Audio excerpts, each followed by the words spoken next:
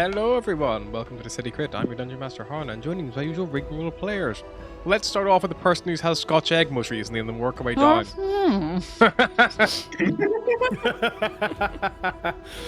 Hi, I'm George. I'm currently eating Scotch egg.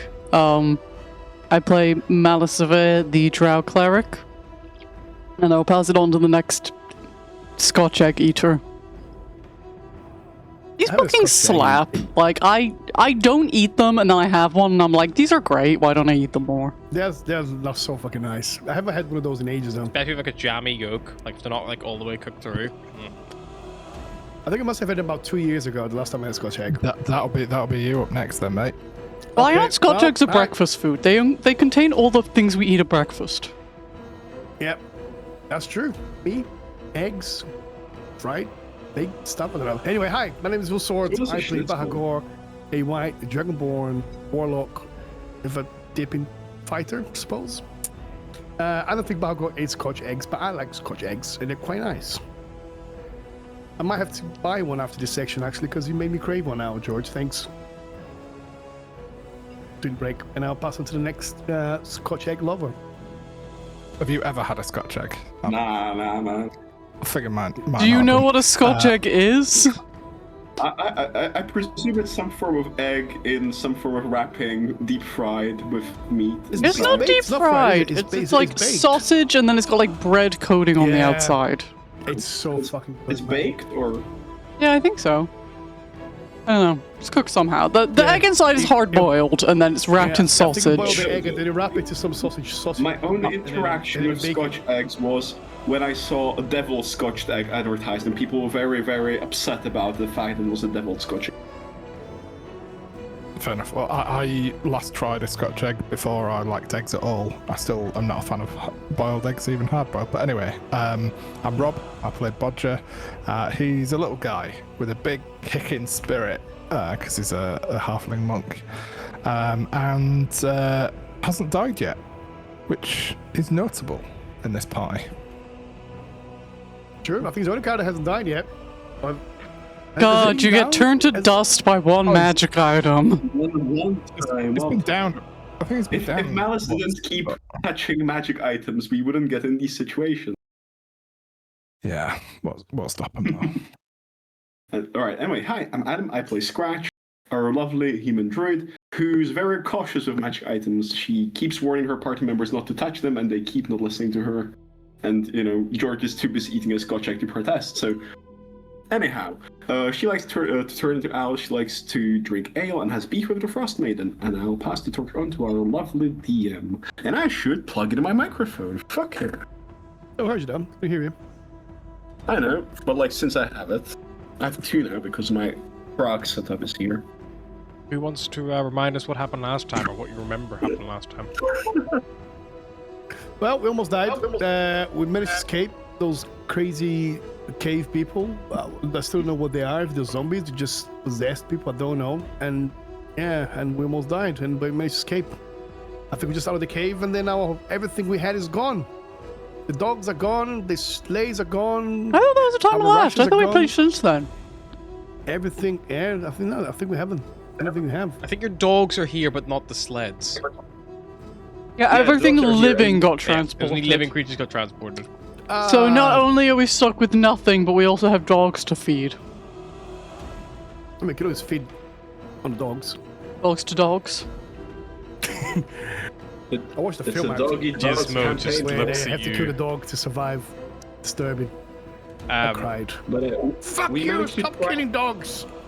I think we managed to triangulate our position a bit. Yeah, you know that you're Yes. Bodger's somewhere. probably right. small enough that he could pull off the cut the horse open and crawl inside with a husky, but the rest of us probably would not fit. Oh yeah, it's true. I forgot about that. Yeah, I kind of managed to try and where our position is, more or less. You know you're somewhere south of the Lost Spire of Neveril and somewhere east of East Haven.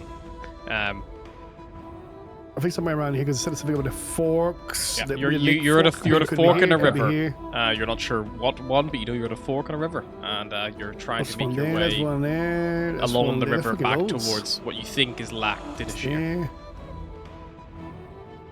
I mean, right. So in theory, no matter which fork in the river we are along. If we are east from East Haven, we are probably near, and Scratch probably pull out a map, and she would point. Can I point? I fucking can. 3. We are probably near the middle or the upper fork in the river. She would point. There are 3 forks in the river, so or 4, but she would mean the top 2. So either we can walk along the river and we get all the way to Lac d'Initier and to East Haven, which will take us longer, or we can walk for a bit and either we encounter another fork in the river and head west to East Haven, or we run into a meander which is above the last and the most upper. That meander, or there's one nearer, and we walk west again. So we either keep straight and walk west, or walk west straight off the bat. And we should, in theory, get to East Haven, or we just keep walking along the river and get there, but it will take us longer.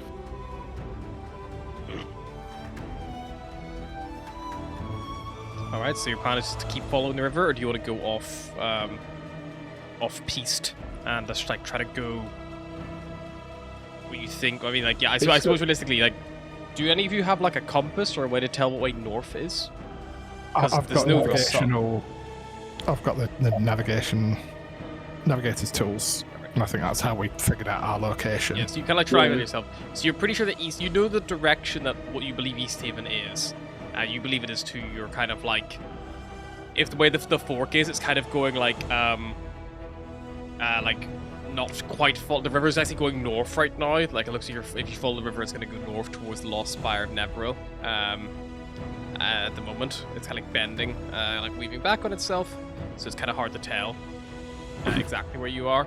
But yeah, you know that East is pretty to your straight west. But the question is, do you want to stick to the riverbed, or do you want to just try to go directly to get back towards 10 Towns? But I think, like, looking at the map, I think... Oh goodness, we'll take the number. It's like 12 miles plus... Let's say... So 18-ish miles? 18-ish miles but along the river. Or if we go as the crow flies, it'll be around 16. You can also travel about a quarter mile an hour in the tundra out here because you don't have snowshoes and you don't have sleds. I suppose we should walk alongside the river because it doesn't, save that much time to walk straight, and it's much easier to not get lost. Alright then. Alright. Okay, so. Perfect. Then I will need someone to roll me a d8 to see if you get any random encounters on your journeys. Come on, Adam. Oh yeah, hell yeah, baby. D8. Come on, giant on a mammoth, baby. Why not both? Giant. If you actually follow the river all the way, it's 26.5 miles to East Haven. But the first day does go by without a relative hitch. You can travel for 8 hours a day as standard, which is 2 miles a day. So 26 days, it's going to take you some time to get back to East Haven. It's a long, slow walk. And this is where the survival aspect really sucks. Do we? I imagine the party plays like I Spy for like all 15 minutes before everybody just. Maybe. I Spy with my. It's I Spy, but it's just snow every single time. I spy my little eye, something white. Something. Snow. Oh wait. The palm of my hand. Bahagor, you said this joke 8 times in the past 2 weeks. I think I'm gonna stab you. I'm sorry. Damn it. the final 2 hours of your journey that day, there is a little bit of a hailstorm. So I do need everyone to roll a couple of dex saves to avoid being hit by some big ol' fucking hail.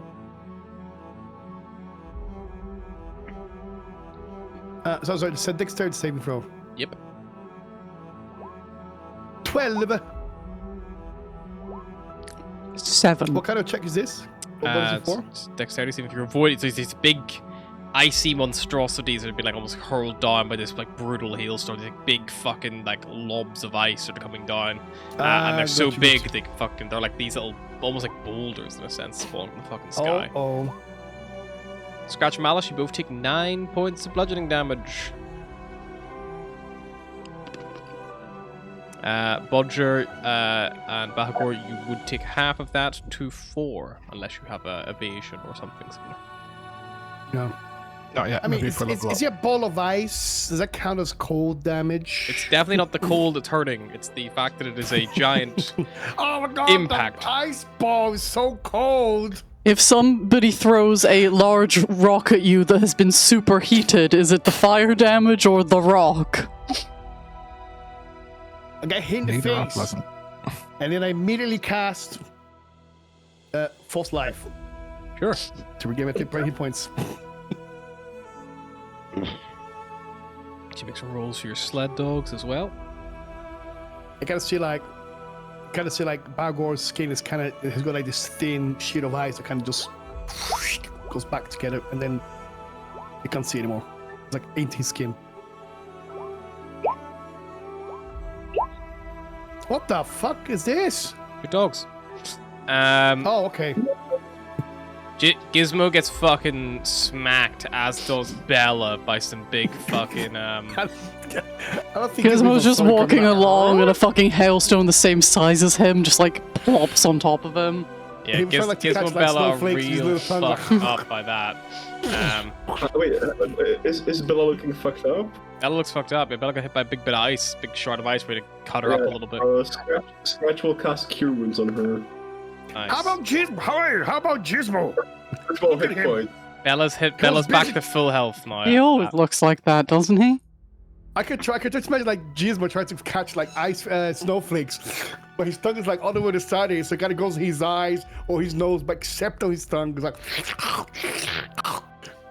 Gizmo, stop that. I think Gizmo is having a heart attack. We can It would be a nice day for him. Gizmo and Daisy also are beginning to get a little bit tired. They're suffering from exhaustion from the cold as you're traveling along through this like last bit of hailstorm. But you manage to push through, and you begin to settle down for the night. Are you doing any watches at all? Presume we are. do, I think. Yeah. Midland hour. Yeah, 100%. I'll do the first one, I suppose. I'll do the last one. Okay, Scratch will do the middle one. Alright. So Malice will do one to the third. Malice can do 2 now, because she did. Yeah, only she'll did probably do the 6 third and hours. fourth, because she'll probably rest Okay. early and then sleep for the rest of the time. So by the time you actually bed down, and like, you know, you've actually, because you traveled quite early in the day, it's probably, like, you were traveling like 4 in the morning, like, so it's probably, like, you know, only about midday or so by the time you finally, like, get tired enough to the point where you're like, okay, you probably need to set up camp. There's heavy snowfall, and you're looking around for, like, a location, like, to set up camp. But the good thing is you got time to do it, like, you know, which is nice. And for brevity's sake, Scratch, I will tell you that the next 24 hours are looking pretty good for traveling. There's a couple of heavy snowfall after that. It's going to be pretty much clear skies or overcast for the rest of the next 24 hours, which is pretty good for you guys. Maybe a good chance to make some ground while it's not so crazy, because you're not sure, obviously, if it's going to get worse or not. It might stay great. Who knows? But there's something to consider. You may want to make hay when the sun shines, and move whenever the weather is good, and try to like hunker down and such whenever that weather gets bad, especially if you're going to be out here for longer periods of time. But there's not much shelter anyway, apart from snowbanks and things, and like, you know, bends in the river, which you can try to, like, you know, use to like take the wind chill out of yourself. But you all bed down for a little nap, and I will need a perception check from Bahagor first, because he is the first watch. Oh, not bad. All right.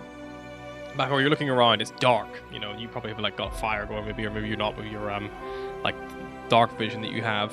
But while you're looking around, you see that striding on the other side of the river from you guys and going in the opposite direction, you see 4 humanoid figures, and they are just walking along, like kind of like in single file, spaced about 10 foot apart or so. And you kind of see they're like moving along. And you think that you spotted them perhaps before they've spotted you, because you guys are kind of like, you know, bedded down. This is probably, for you, it's still like, you know, by the time the actual like nighttime kicks in, it's probably around about 8 p.m. or so. So there's a bit of light cloud in the sky, and it's but the moon is still visible. So there's a little bit of like, you know, a little bit like natural light, dim natural light from the moon. Are they carrying torches? Oh no, they're just walking. Nothing. Just they would have a torch. Source. Yeah, they would have a lit torch. torch. Okay. I don't know if you guys would have a campfire or not, but Probably would. I think we would. But definitely would, because it's so fucking cold. yeah, that's fair. So you think that they're pretty likely that unless you douse the fire, they're probably going to notice you. They might not if you douse it. They might just walk right on by. You're not sure. But you see, they got this torch. They're moving along, and they definitely are. They're like quite big people. They're big. They're not as big as those giants that you saw riding the mammoths, but they're quite large individuals. They're big humanoids. Big humanoids, like bald just- heads.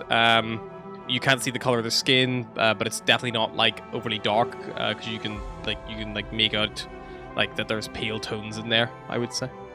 Pale tones. With the 19, do I observe them holding any sort of weapons? Or no, is it too far for me to see? They have weaponry, yeah. You know, they're outfitted like anyone probably wandering in the wilderness would be. They're definitely not Yeah, of unarmed. course. And how far are they from us again? Sorry. What's your distance from us? view distance? It's like 120, isn't it for you? You got big dark vision. 60. 60. 60 So dark, yeah, six foot dark vision. with the twilight and the dim light, they're probably the guts of about like 100 foot from you. Okay. The river's not very wide here. It's only probably about like 30, 40 feet wide. So They're coming on the other so- side, so Are they coming towards our direction or going away from our direction? they're Sorry. coming towards you from the direction you're traveling. So they're kind of going the opposite Right, direction that you're traveling. Okay, I'm gonna try to wake some of these guys up and say, oh, shh, wake up, good company. 4 bodies coming in our direction. Not again, not fucking again. Malice, if you've got a longer dark vision than I am, have a look at that direction over there. There's 4 people coming this way. Alice will look and see if she can see anything he cannot see. Yeah, you look that way, Malice. Yeah, you see the 4 individuals. Make me a perception check so you can see anything behind them, anything interesting. 23. Oh, 23? fucking out. Yeah. You're pretty sure it's just those 4. It looks like they're maybe like a hunting party. You see they've got like great axes, they've got like javelins and stuff with them. And you can see they've got like the big like heavy backpacks and stuff that like they're carrying like something, and maybe they're carrying like rope and things in there, like tie up a big kill and help them drag it back. You're not sure, but they're big, they're quite big guys. Maybe a hunting party or something? They're carrying supplies. They're not like those zombies we saw before. Well, if they pass along, let them. If they come and chat, I guess we'll talk with them. But I don't see no reason to call out to them.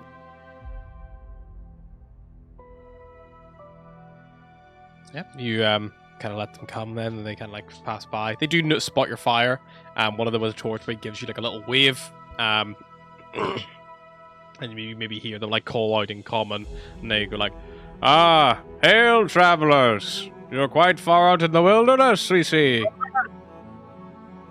Oh, Yeah. Hey, old travelers. Yeah. It's a long story. I'm sure. We were also looking to settle down for the night soon for camping. Would you like some company? We can help maybe keep watch for you. Insight check Yeah, do to it. see their intentions. Uh,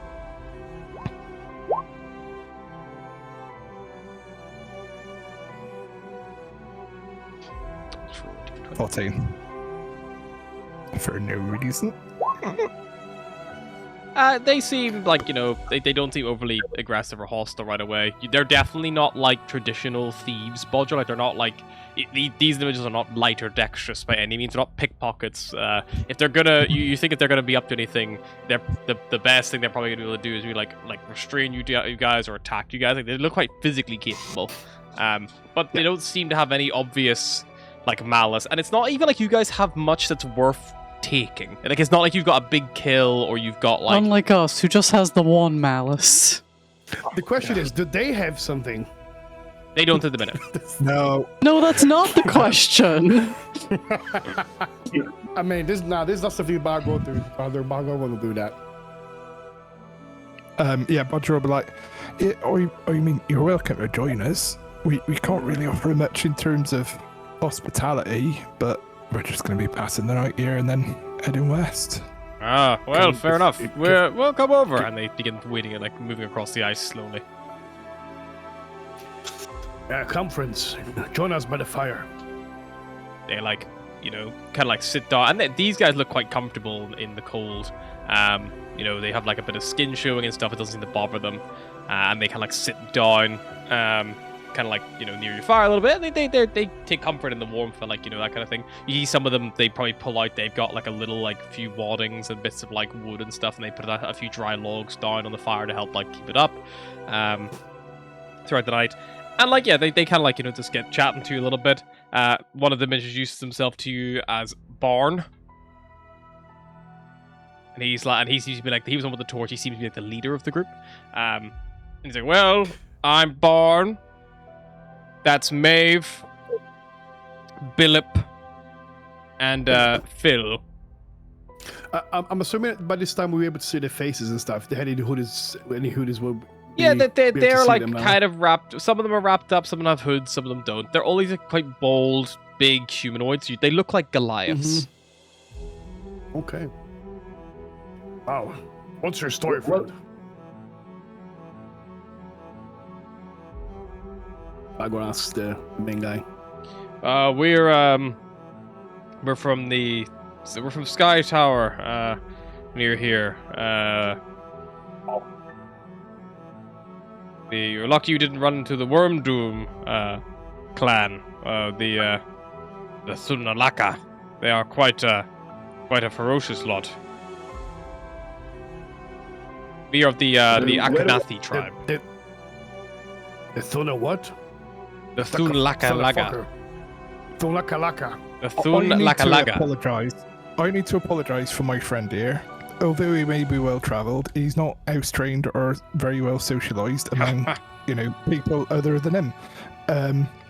He's probably going to say some stuff that, put it this way, some stuff may come out of his mouth that you expect to come out of a different orifice. He's harmless enough, but just, if you feel like he needs a little smack, give him a little smack. Just keep him in line, Wouldn't you agree, Bagor? That's what I'm just trying to make friends. So tell us more about this Boo Shakalaka group. I'm going to settle down for the night. I've got last watch in the morning. I need to get my beauty sleep. Maybe we'll try to keep it down. Just move a little bit away from the fire and just settle down and try and kind of gauge the mood for a few minutes as he drifts off. Could Scratch do a history check on the tribes? On the Boom Shakalakas. Yeah, history check. Have you heard of the Akanathi clan or the Thunlaka-laga clan? As the actual name in the book. She'll use guidance. Would she have advantage from living in Icewind Dale? Can I do a check as well to see if I Oh, with a crit fail, you don't. You're from here as well, anyway. Scratch, I mean, how far afield from her family would you say she ever has traveled? Wait, where? Let's see. Kelvin's Cairn is there. Yeah, because I even wrote in the record that she worked as a guide, but I'm not sure. I would say she travels mostly through 10 towns, so I'm not sure, to be honest. Okay. I would say she got to East Haven, surely. Yeah. So maybe you don't think that these clans are anywhere super close to 10 towns. They're probably like out in the mountains. But you did hear, even with a natural one, they mentioned they're from Sky Tower, which you know Sky Tower. Sky Tower is actually marked on your map. It's a location. It's a Goliath settlement, and there's a known feud between two settlements out in the eastern Oh mountains. yeah, that's where I heard. That's where I heard it from. That's why I heard the fucking name. I knew. All right, yeah, we got a quest. And they appear to be okay. heading. I actually with that, because they have met you and they know exactly where they are, they're able to share with you your guys' current location and also where you were. And I imagine you kind of get chatting to them. But they're able to reveal to you that you're currently on this bend of the river. And you talk about the cave, and then they yes, that's the cave of the strange berserker men. They're best avoid them where possible. We have to pass through the valley to get to Sky Tower, but we're not far from there. Only closer they're there than you are to your 10 towns. But we also heard on our travels of some kind of feud between your tribe and the Akanafe. No, we are the Akanathi. But there is a feud between us and the Thunlakalaga clan. Yes, they are from Worm Doom Crag, and they are most unsavory sorts. Best to avoid them where you can. Are they like you as well? Or are they also Hunters? hunters and tall as you as your race? They Are they are similar in a sense, but they are different to us. They are a different group. We have been at ends with them for as long as this one has ever been alive in the world and has known how to speak and walk and talk. Some things are best just kept the way they are, I suppose. And how did you both your clans start having these problems? How did you become rivals? Well, I know that we have had a few fights, and it is. How long has this been? Oh, very long time. Again, longer than this one has been around.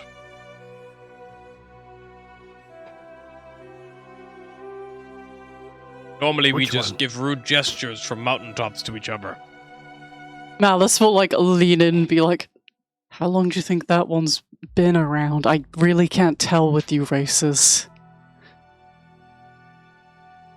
Scratch would look at her and it's like, oh, from what I've heard, these mountain people can live for thousands of years. She live for thousands and thousands of years, even longer than you elves.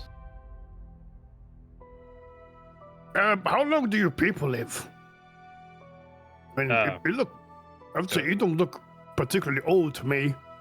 Oh, we're Not not. too young. I mean, I'm about probably in my 40th year now. Malice Okay. turns to Scratch and goes, that's a baby. But we live similar length to humans, 80, 100 I years see. if you're lucky. Oh, okay, so similar to my kind then. Yes. Okay. Well, friend, You're gonna waste it what- talking to the lizard when you have such little time left. I really enjoyed this conversation. I really wish I had something to share with you. So, could be coming from closer, but unfortunately, we are pretty short of supply ourselves. Well, All if we you're can do is our stuck, fire. you're welcome to come with us back to Sky Tower. It's maybe taking you in the wrong direction from the way you're heading, but we can make quite good time with our. And you see, he gestures to them, and they have snowshoes on. You notice, no, they make such good time. But Sky Tower for us on foot, we're probably looking at a good. With our snowshoes on, we'll generally be there in about 2 days. Once you get to Sky Tower, is there a way for you to help us to go back to 10 towns a bit quicker? I notice you have dogs.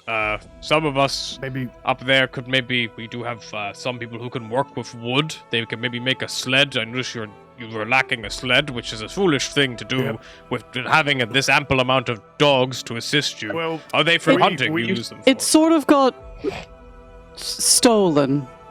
Ah, Yeah, we used to have a sled, yeah. oh, more like misplaced. well, Like we Yeah. have no idea where it is. You could also But we were perhaps the one- try your luck with the great master of the wing, Rahi Skydreamer. Master of. Yes, she trains our griffin mounts that we use. Oh, I've heard great stories about griffins. I've never Ooh. actually seen one myself. I heard they're beautiful creatures. What is that?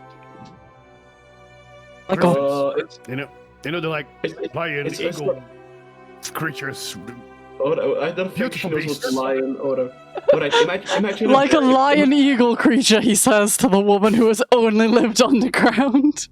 Alright, so you know how I turn into a bear, right? Like a big hairy creature, right? Yep. I know Now, bears. Alright, now give it owl wings, right?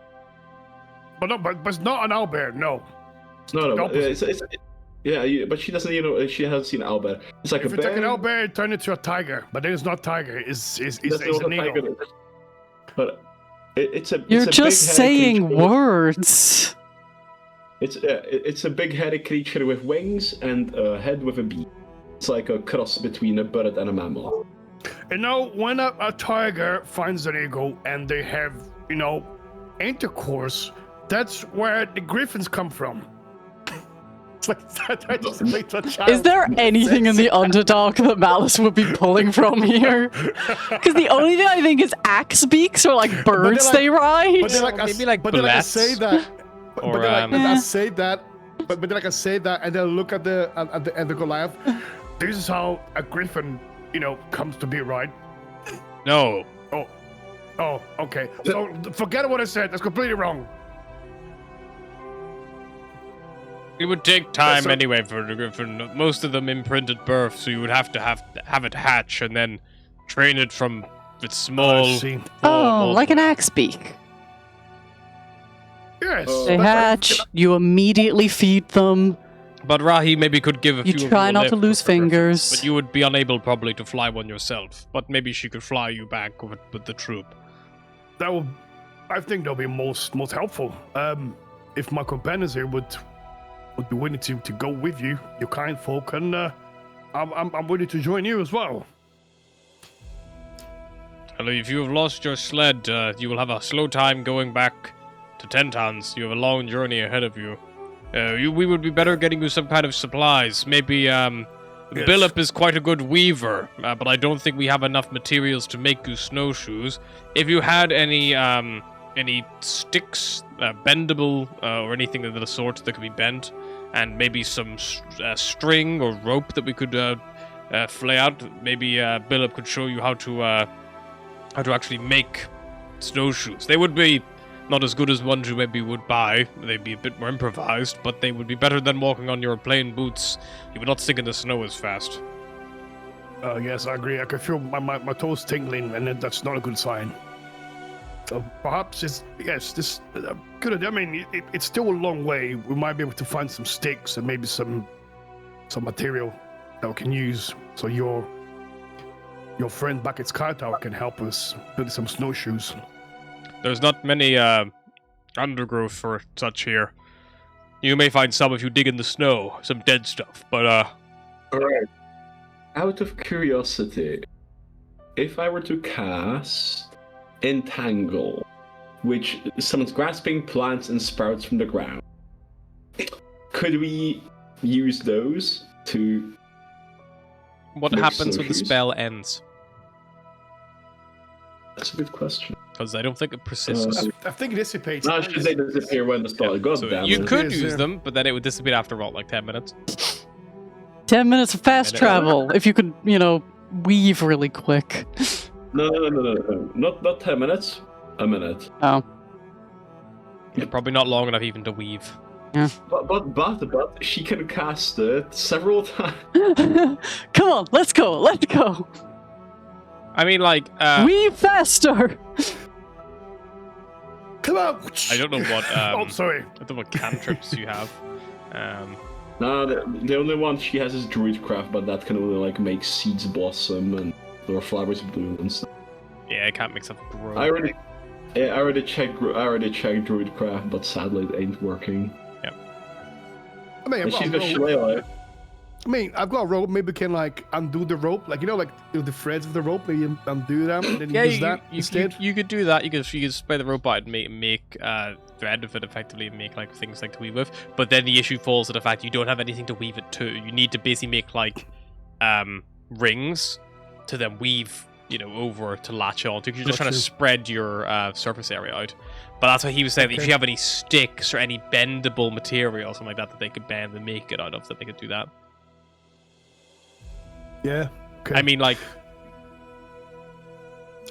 the dogs, maybe like you have like harnesses on them still, probably. Like maybe you could like try to like salvage the lever or something like that. Like it might, again, they're probably not gonna be as good, but or you might have something in your pack. I don't know. Or maybe you'll find something. Well, maybe we just follow this fine folks and we figure out once to get there. I mean, I think we have a better chance of survival with them than not with them. It seems obviously know where they're going, and it's closer. It'll be a little bit slower if you were all traveling not on the, with snowshoes and such. I think that will probably be at least double our time, maybe 4 days or so to get there. But we have supplies to do so. We were hoping to get a hunt done on the way back. Maybe get some goat. Oh, some goat. Okay. Oh, goats. Yes, the mountains are full of them. Really? Mm. Dude, I'm assuming you have loads of goat milk then. We have some, yes. Not loads, but some. Yep. We definitely come with you then. Well, Bahagur, I think we should wait. We should wait till the morning to see what Bodger thinks. I'm not against it. Yeah. But yeah, let us rest. Yeah, but the rest let's of finish our rest. Rest of the night goes off at a hitch, no issues. And a new day dawns. It's probably like 4 a.m. by the time you guys like wake up fully and are good to go again. There's a bit of light cloud. There's still a dim light coming down from the moon as well at this time. And yeah, Scratch doing a little weather forecast. I'm just assuming you will every morning. It's pretty much it's a really good time to travel. It's a lot of clear skies right up until like the mid-afternoon. There's a bit of light clouds sprinkled throughout it. In the evening time, however, like whenever you last went to bed last night, 8 p.m.ish, there's a heavy fog rolls in for a good couple of hours, and then it gets blown away by this like wind vortex, which you're going to need to be sheltered from. Otherwise, it could be very bad. It's a very, very strong winds. If anything, even people with cold resistance are at risk of getting exhausted from it. Yeah, she would tell this to the party.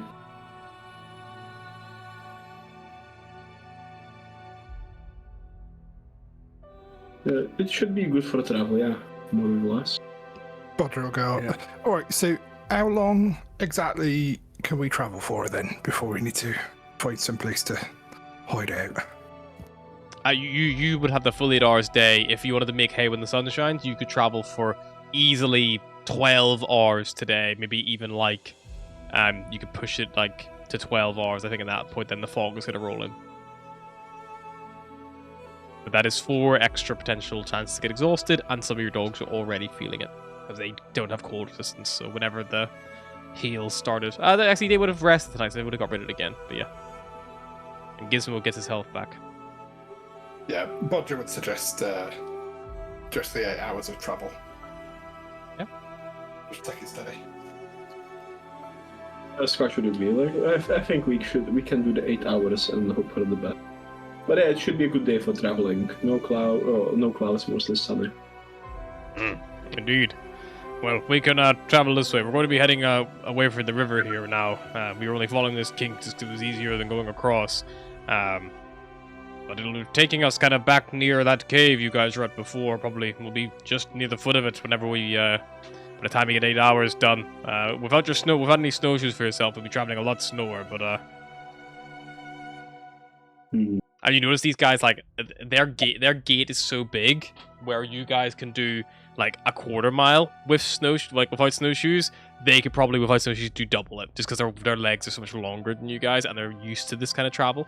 Yeah, so they can unfortunately travel a little bit quicker. So it probably will take you guys the guts of like at least 6 days or so, you're gonna guess, to get up to this sky tower without any boost to your snowshoes and such. Unless you want to go check out the Cave of Berserkers again, you could, maybe see if you can get some supplies there.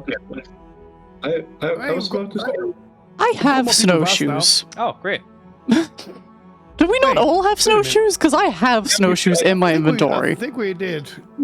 I think we Yeah, did. we do. If you I have thought them, we lost them. I thought we lost them when we got teleported for some reason. But No, mine is in my bag, mate. I keep everything in my bag. Let me check. Yeah, we were out in the wilderness with the strange dude. Yeah, it's no shoes. And then we got Of course, no teleported. shoes. So unless we got teleported completely naked, in which case We're much dead. bigger, problems. Oh yeah, and, Scratch has the Winter Strider boots that have ignore difficult terrain created by ice and snow. I'm there you go. done. So you do Yeah, have I've got no snowshoes. shoes. So, Scratch would say, but I think we should also take into question. We left that cave, the berserkers that you mentioned.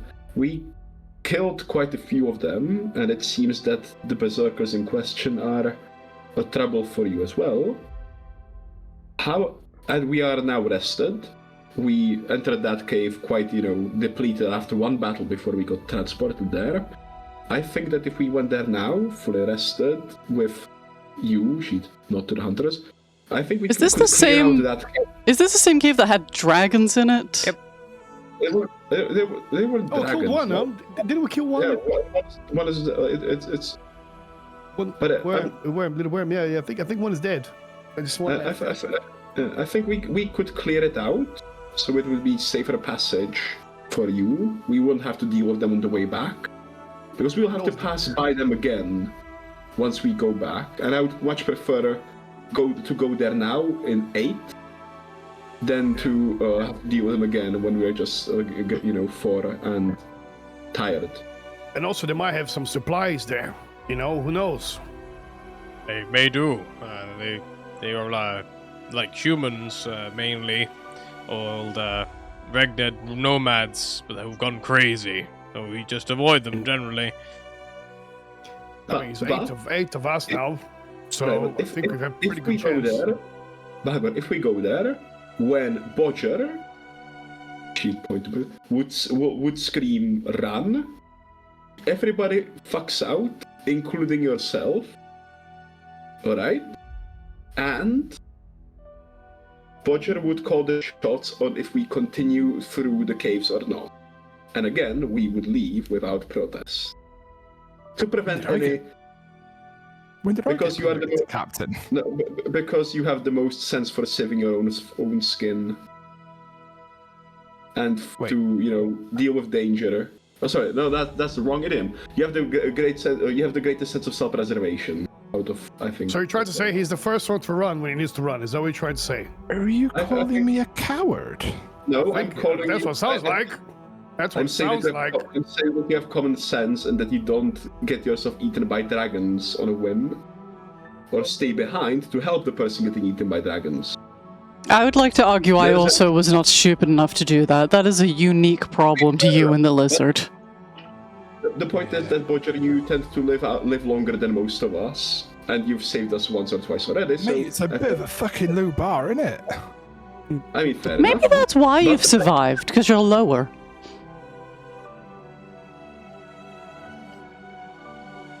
What about these guys then, eh? They're so tall. They're still alive.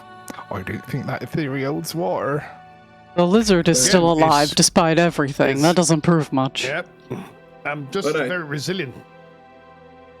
Right, but what say you all? We try and clear out the cave. If things start going tits up, we fuck off. For Again, real it's- this time. Like I said, it's 8 of us. Man, I don't think there's. I mean, we managed to kill a good bunch of them, plus one of the wormlings. So I think we have a pretty good Yeah, chance of but clearing you it. We don't know how Yeah. many of them there is.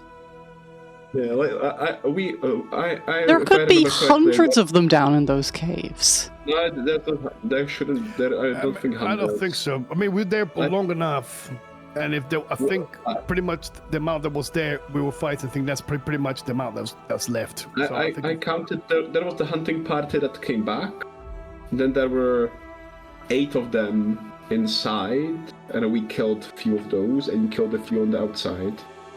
I think it's safe to say we would at least a half, maybe a bit less than a half. My educated guess will be one of those little dragon things, and probably no more than 10 of them. Probably 8 even. Definitely like less. But I just think that we will pass by that area again, and I think it would be easier to deal with it now when we have companions on our travels who also have a stake in clearing out this cavern. You said yourself that you have to walk around it quite often. Wouldn't it be better to just clear it out? We need supplies. You need to clear the cave. I think it's a win-win for both of us. Make me a persuasion check. Can I make one as well? I think primary. Be helping Bahagor make one. Okay, so Bahagor, you can make it with it. You've got proficiency, Scratch. Oh shit! Do I? I don't know. Give guidance. She does not. She will cast guidance on Bahagor then. Okay, so the Goliath watch you magically cast a spell on him. Alright. That's how it goes. I forget. Alright, in that case, wait, is anybody else doing a separate persuasion check, or should I just roll for Scratch instead of the advantage? I mean, it sounds like you were the one doing most of the talking. Malice is actively trying to dissuade. Right, okay, I'll give you advantage on the because we can let's both roll because Scratch is roll with advantage. I'll give you advantage. Come on.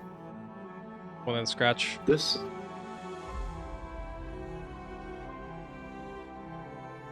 That's okay. It's a 12. 12. Of the four, we kind of got like look at each other, look back to you, and they just kind of say, "Well, there might not be much in that cave that's worthwhile to us. We don't really know what they take or survive. There might be something, but there's no guarantees.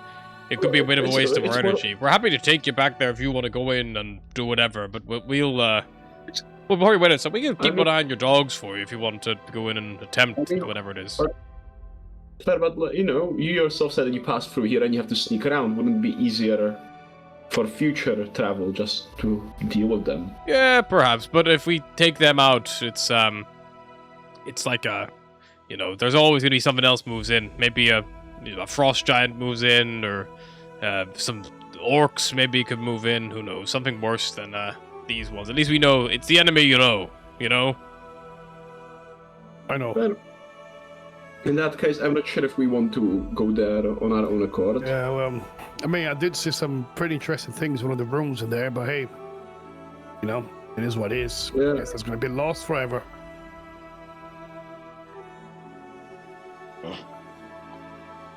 I'm not sure. I'm good either way. It depends on the. There's no way we're gonna go there just four of us. I think that was that's suicide. But if you had the other four with us, it would be.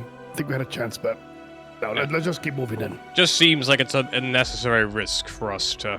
Well, that's fair.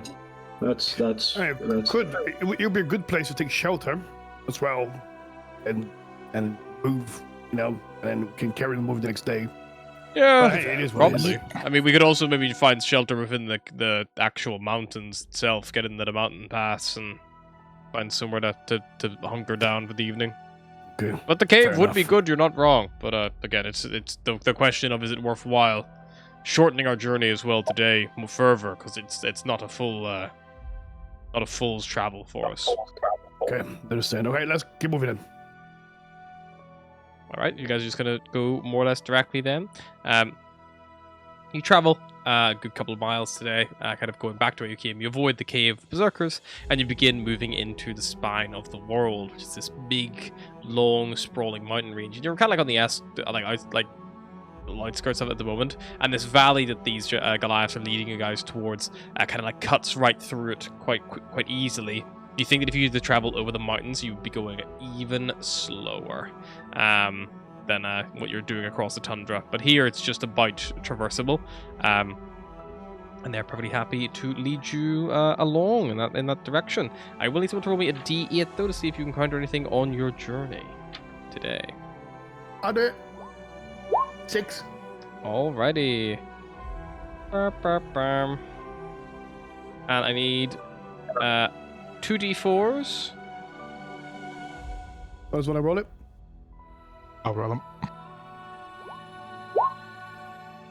Perfect. And just a lovely little D20, please. I'll roll that. Is that penis at the bottom right of the map? I just realized. What the fuck? What was your I think we D20 noticed that roll, Miles? last. I didn't. I just realized that now. 20 go through? I rolled a 19. I don't know if it went through. Okay. Nice. No, it didn't. It's doing it weird. I can Doesn't see on want D&D Beyond there's 19, yeah. That's fine. Alrighty.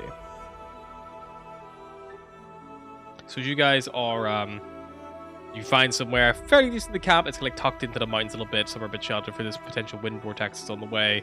And as this big, heavy fog sets in, this is your kind of like your camp set up and your fire lit. You're getting ready to bed down for the night. In this big mountain pass, you hear the call of an animal, like a braying call, like a kind of like calls out throughout the fog. And you hear a few others like calling back and replying.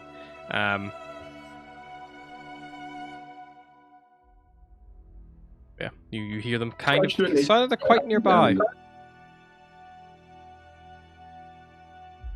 Yeah. Can you do a nature check? Yeah, make a nature check. What was the sound again? And she will use guidance. Oh, the boy must go. Is that a fucking goat? I think Margot thinks, I think that's a goat. Scratch, you don't think it is a goat. You think it sounds more like an elk. Huh. Oh, elks. That's... Nah, it's definitely a goat. No. I mean, you can go off into the woods and try and milk it, but I can assure you it won't end too well for you. I reckon you should do it. For experience. I mean, I go to the Goliaths. Look, can you hear that? I think it's a goat. You're looking for a goat, though, to hunt. They sound like they are probably elves. Elks, sorry, not elves. Oh, That would be fucked up. We saw an elk do- already. We actually saw do an you elk remember- earlier, didn't we? Like at the beginning campaign, like a white White we did. moose. We saw moose. White moose. Do you remember when Legolas went at the Battle of Helm's Deep? Legolas, what do your elk eyes see? His eyes are just like on his temples because he's like, An elk. Rare Is it animal. like a moose? That's so similar. fucking curved. Similar. Okay, maybe we can hunt it down to some supplies now. Yeah, maybe Is one of them we could take. Best not to wipe out an entire herd, but What do you think? I mean, you know the area more than us. if the elk have come here, it is likely to shelter from the coming storm. It would be better to catch them now before the storm kicks up, in case any of them flee or frighten. And you see they kind of get themselves ready like that. But the thing is, the fog it makes it very difficult for you to see where these elk are. But then you can hear them. It's like they're not being like subtle. So. Yeah, that was my feedback. My stream turned on. That's for a fine. bit. Yeah. I suppose does anyone want to come with the Goliath? Because the Goliaths are going to go and attempt to hunt one of these elk. I'll go. Oh, Scratch Okay. tag along, yeah. Okay. You see they like get these javelins ready primarily, and they begin like skulking forward, and they're going to try to move as stealthily as they can.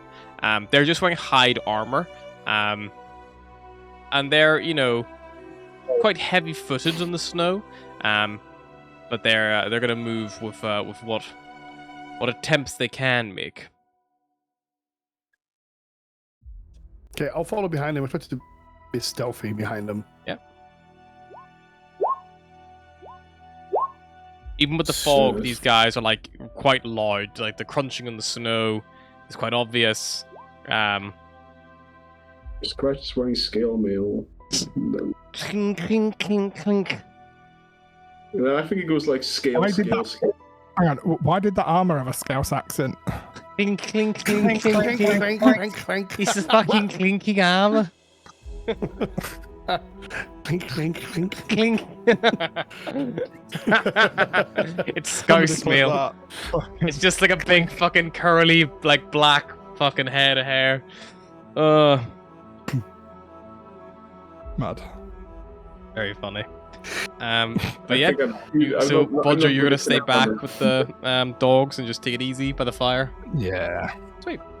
So the rest of you will skulk Sounds up with the brilliant. Goliath troop. Median is 8.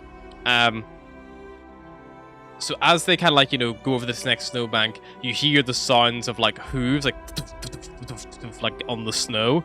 But because the fog is so thick, it's like nearly impossible to see anything. You make out some figures moving through the fog, and you see the Goliaths all point at one of them, like they're the last ones to move.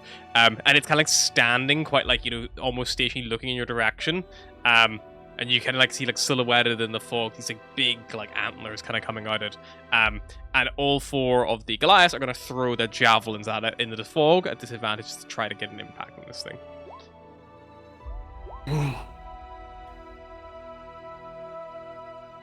Need to check my elk stats. So we can't see exactly where they are. We just hear more or less where they You are. can hear them. You got a rough idea where this one is standing stationary. Is a lot of them are like running away. It's not like they're fleeing, and one of them's kind of like looking in your direction. So one of their javelins does make contact, and you hear like it give it that like panicked call, and it begins to turn, and it's beginning to retreat a little bit, and you can it's definitely been hit. I don't know if any of you guys want to do anything as well. Yes, our Eldritch Blast. Go for it. Oh, shit. Disadvantage because it's difficult to see. Don't worry, I got this. Didn't it? Scratch will cast Starry Wisp. Where's Eldritch Blast? Fucking hell. Where the fuck is it? Oh, spelling. That's advantage, right? Yep. 1. I got 2 bolts. That's 13. Mhm. And that's 17. All right. The 13 would just miss, but the 17 will connect, as will the 16 with the Starry Wisp. The spells fly off into the fog. Some of them go wide. It would be a 12 because she has disadvantage. Ah, shit. So yeah, so the Starry Wisp goes wide, the Eldritch Blast, first blast goes wide, Bahagor, and then you kind of like just like launch it over one, like just with any hope, like just into the fog. And then you hear like a when you hear like something like hit the ground hard. Oh, I think we got one. And you kind of hear like this like bellowing, kind of like not moving anymore, and you can hear like this sound of like snow shuffling and stuff, like they're like things moving around, but like yeah, nothing. It's not like something's running right now. Let's go check that out. The Goliaths like follow you Right, guys let's up. go. Good shot.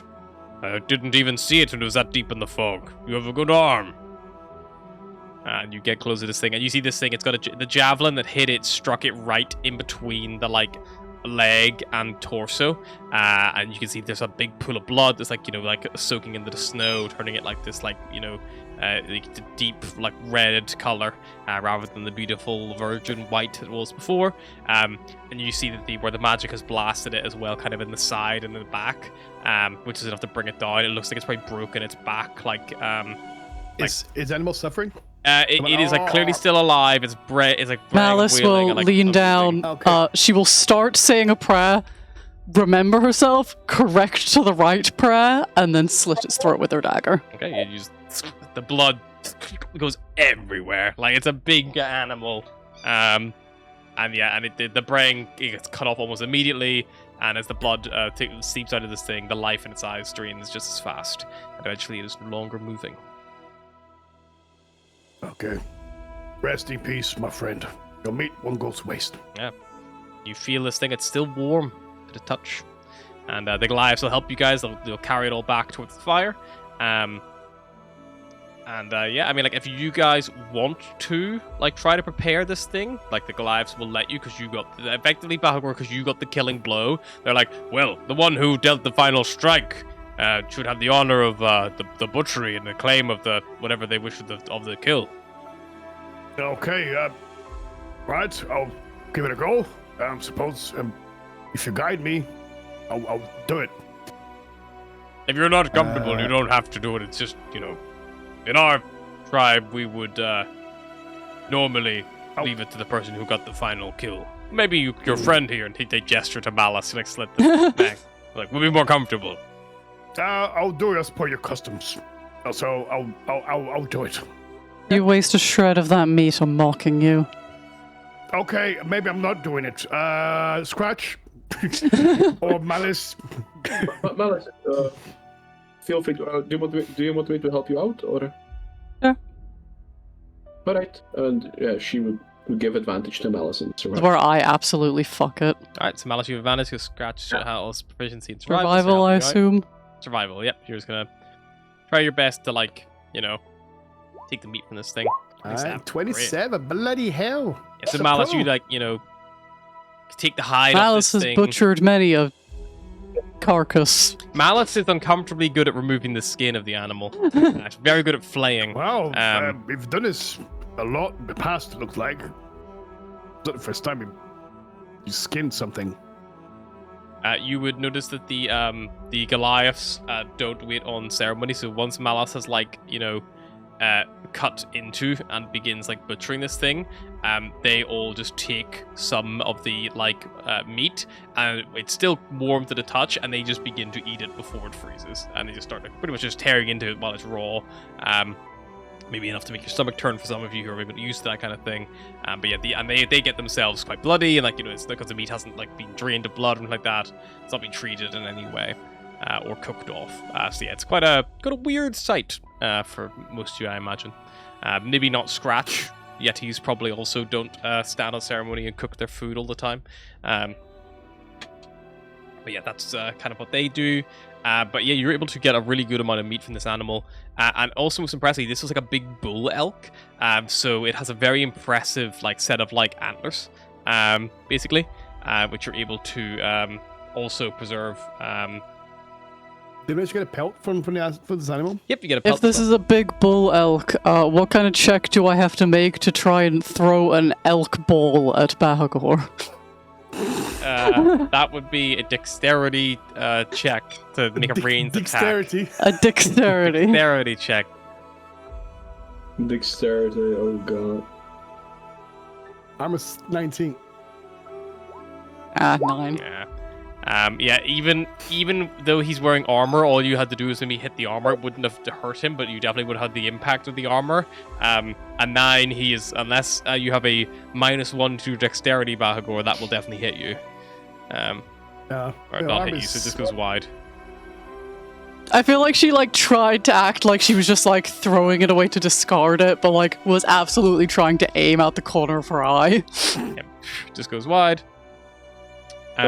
Scratch would give her a pat on the shoulder to cast guidance and whisper.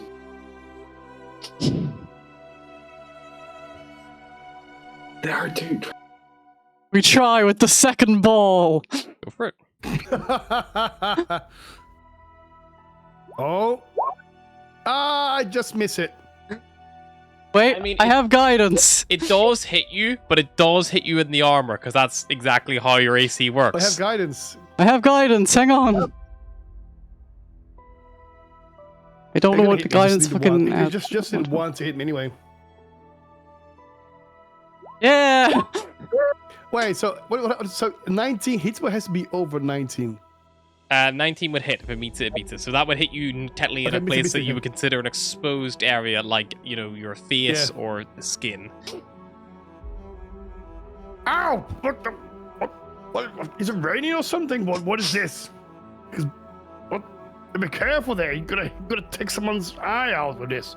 I picked up on the floor. What You is say this? take someone's eye out and Mal just turns to you with the eye patch there, What is this? I smell it. Oh, that's horrible. Oh, be careful with this. Take it back. don't want to waste all the good meat. An elk is a big kill as well. There's a lot of meat here, a lot of meat to process. So you've got to hide. You've got the basically you're able to. You can. I mean, it's your choice, Malice. You could either take. Was a roll that good? You could take the head for a mount, or you could just take the skull cap and the antlers. I mean, I'll take the whole head for now. Sure. So you take the whole head. Very fucking heavy. I will say. And it will impact the amount of like actual meat you get from this thing. Overall, I'm going to say, not counting the head and stuff, is a very good rule. I'm going to say you probably get about 150 pounds worth of like boneless, edible meat, which, you know, will freeze. Then she will gesture to the head and be like, anybody want the head? Or antlers if I keep chopping at it? I'll take an antler. Why not? Yeah, they're big. You could, if you had someone who's skilled at like working like with that kind of stuff, they could maybe make like walking sticks, or like, you know, because they're quite big branching ones as well, and they're not like a moose which has like the big blocky things. Like these are more like traditional, like deer kind of style antlers, I suppose. They'll keep carving away then and get the antlers off. Sure. Yeah, you actually were like get a knife in and like almost like pop them out of the skull, effectively. She butchers like everything as well. Like she is like taking out the brain, like tongue, like it's all up for grabs. That, doing the head as well, I'd say you get probably an extra about like 30 pounds worth of meat. So just add that on to whoever's taking note of it. The Goliath also are happy to help carry it. They've got like, so you see they actually, one of them takes out their backpack and unfolds it on the ground, and you see it's like a leather tarp, and they basically load all the meat into it, tie it up like a bundle, and then they basically have ropes, and a couple of them take a rope over their shoulders, and they like tie it like a harness, and then whenever they walk, they just let it drag behind them on this like leather kind of thing. And it doesn't seem to impede them that much, because because basically at any one time, 2 of them are pulling it. But they're happy to, you know, basically in the next morning and such, they're happy to basically travel supporting it, because the intention probably is they're going to consume a lot of it, especially when you get back to their home. They're probably going to take it. It's probably their understanding, at least. Question: if I take a bunch of elk teeth, would they work as caltrops in a pinch? I feel like they'd be spiky and unpleasant to stand spiky on. to some level. They might not always land like pointy side up like a caltrop would. Like a caltrop was specifically done to always land pointy side up. So they'd be like improvised. They would be like half as effective, I would say, on average. She'll pull the teeth. Whereas like I can't remember how a caltrop works, if it does damage or not. I think it does damage if you step on them. I think so. Unless you move at half speed. And it also makes like difficult terrain. Yeah, I would say these don't make like difficult terrain, but there's still a risk that like someone could get hurt on them if they like, you know, moved over it. I would say only if they dashed over it, rather than like moving at normal pace. She will to pull the teeth out just in case. Yep. With way too much precision and ease to be comfortable. Dentist. You know, I never really had the patience to take out teeth, but I think you're the first person I saw that enjoys the process. Not as fun when they're already gone, but there's a satisfaction to it. To each their own. All right. Yeah, you basically like bed down for the night. There is no other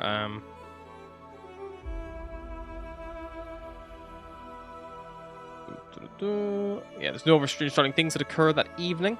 Yeah, you wake up the next morning, and the weather has actually subsided again. It's actually so there's a good few hours of that wind vortex. It's pretty awful. But by 4 a.m. when you kind of like wake up the next day and are good to go again, you pack up your camp. The skies are clear again, and the moon is out once more. It's now the moon's like in its first quarter, so it's a half moon. So like there's quite a good bit of dim natural light around, which is quite refreshing. That you're kind of in right now. And yes, Scratch, you know that today is going to be a great day to travel. In fact, for the next 24 hours, there is nothing but clear skies, light snow, and light cloud. So it is a beautiful day for traveling. Amazing. Yeah, she would share this great news with the party. Yep. It was very lucky, these rolls, for you guys to get stuck in the fucking wilderness. If you just travel the 8 hours, you can get a good 4 miles down this valley, which is picking ever closer to Sky Tower Shelter. The Goliaths think that you'll probably get there in about a day and a half more travel, unless you want to push on any further now. Well, a day is good. It's up to you guys. But they explain to you that the final leg of the journey, whenever we get to the actual mountain, there's a lot of climbing we're going to have to do, and that's going to take it out of us. So it'll be a little bit more slow going when we get there. Although seems close. We have to think about we're going up as well.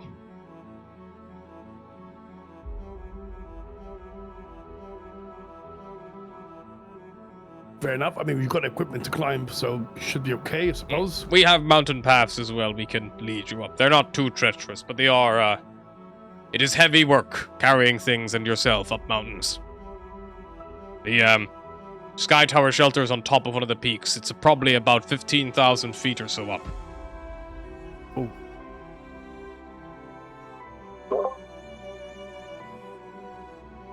Yeah. Do you guys want to just bed down for the night here, or do you want to push on? I suppose is the question.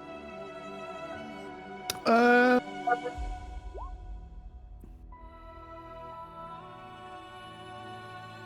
guess we can push on. Why not? How are the dogs looking now? The dogs are fine, because there wasn't much bad weather or wind, and they were camping out for the wind vortex. And you've got a good source of food for them. That they're all good. They're all recovered, Yeah, all healthy. I'll go up to keep pushing. At least for a little bit longer. It's a DC 10 con save. You got to push an extra R for all of you, Goliaths included.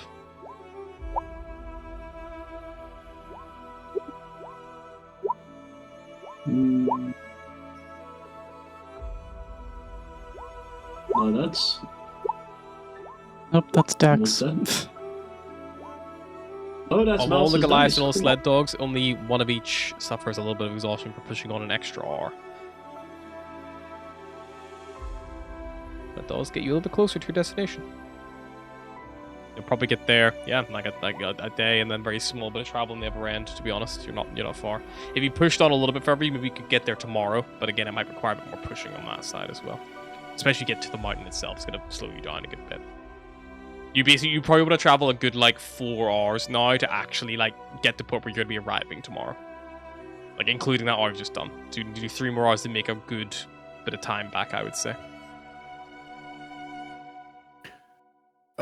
Do you guys want to risk pushing another hour? I think we should rest there. Should the rest down? Sure. You spend the rest of the afternoon now looking for a place to actually set up camp. It's probably midday or so. There's a little light snow that's still falling down around you as you're kind of looking for anything to you get yourself a camp. And you actually do manage to find can you sometimes make a survival check to see how good of a place you find to settle down today? Everyone, just one. Just The whole one. group. Doesn't matter who does it, just at the 20 rolls. So check. Oh, not gonna find oh shit. That's other people. Yeah, 17. Scratch, you managed to find there's a little cave which you think you can tuck into. And as you're scouting it out, Scratch, you get the smell of rotting meat coming from it. And before you can maybe turn around and warn the party that it's maybe not a good idea to get too close, you hear something moving from within the cave. And as you look again, you see charging out of it this big, tall, horrible-looking creature.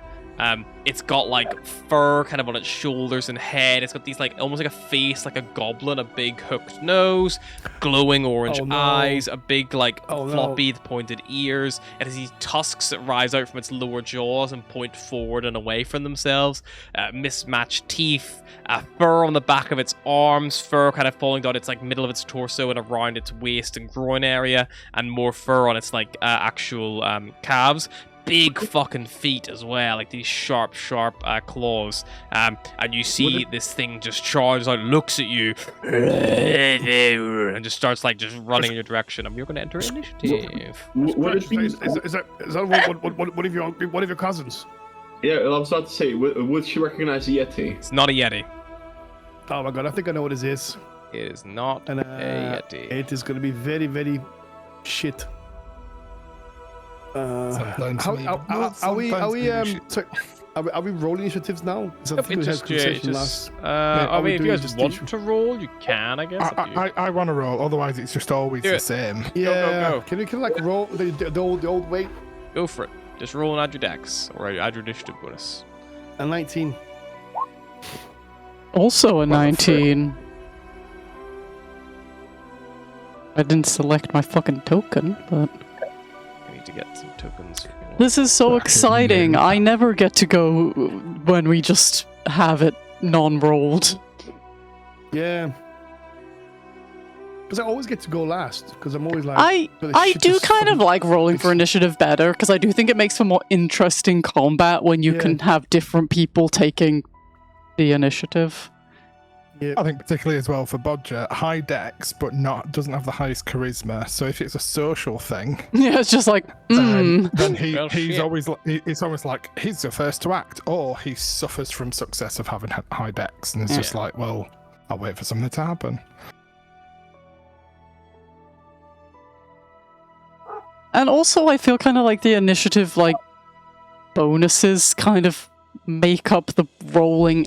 Like, realistically, like, rogues are going to be going first more often. But, like, sometimes it's nice for other... It's always funny when your wizard just gets in there first and throws a fucking fireball. Ooh, I do have fireball. Oh shit. Not a wizard, but... I ain't a wizard, but I can cast Fireball. It is Goliath Warriors. Cool. I hope you have a bottle of Fireball whiskey on hand to... Fireball! Fireball! Bow, bow, bow, Yeah, bow. let's go. We have the same Instagram reel.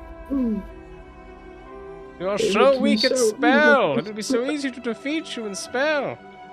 I'm not I happier have now. never had Fireball.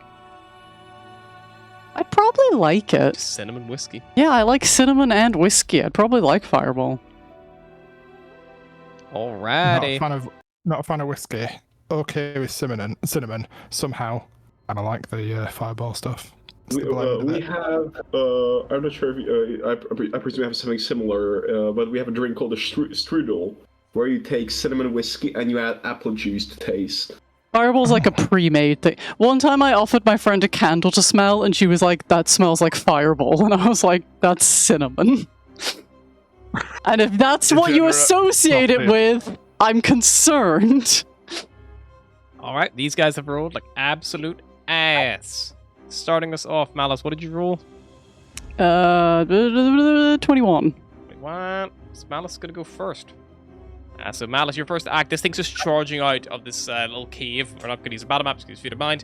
It's probably about 30 feet or so from you, because you were like, we all started going for places to like hide out and stay.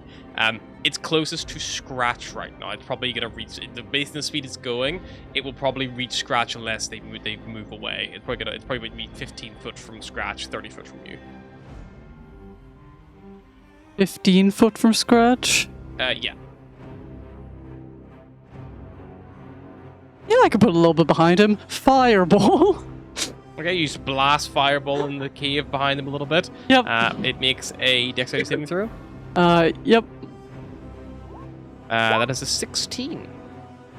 That is my DC. Alrighty. Then it will take half damage.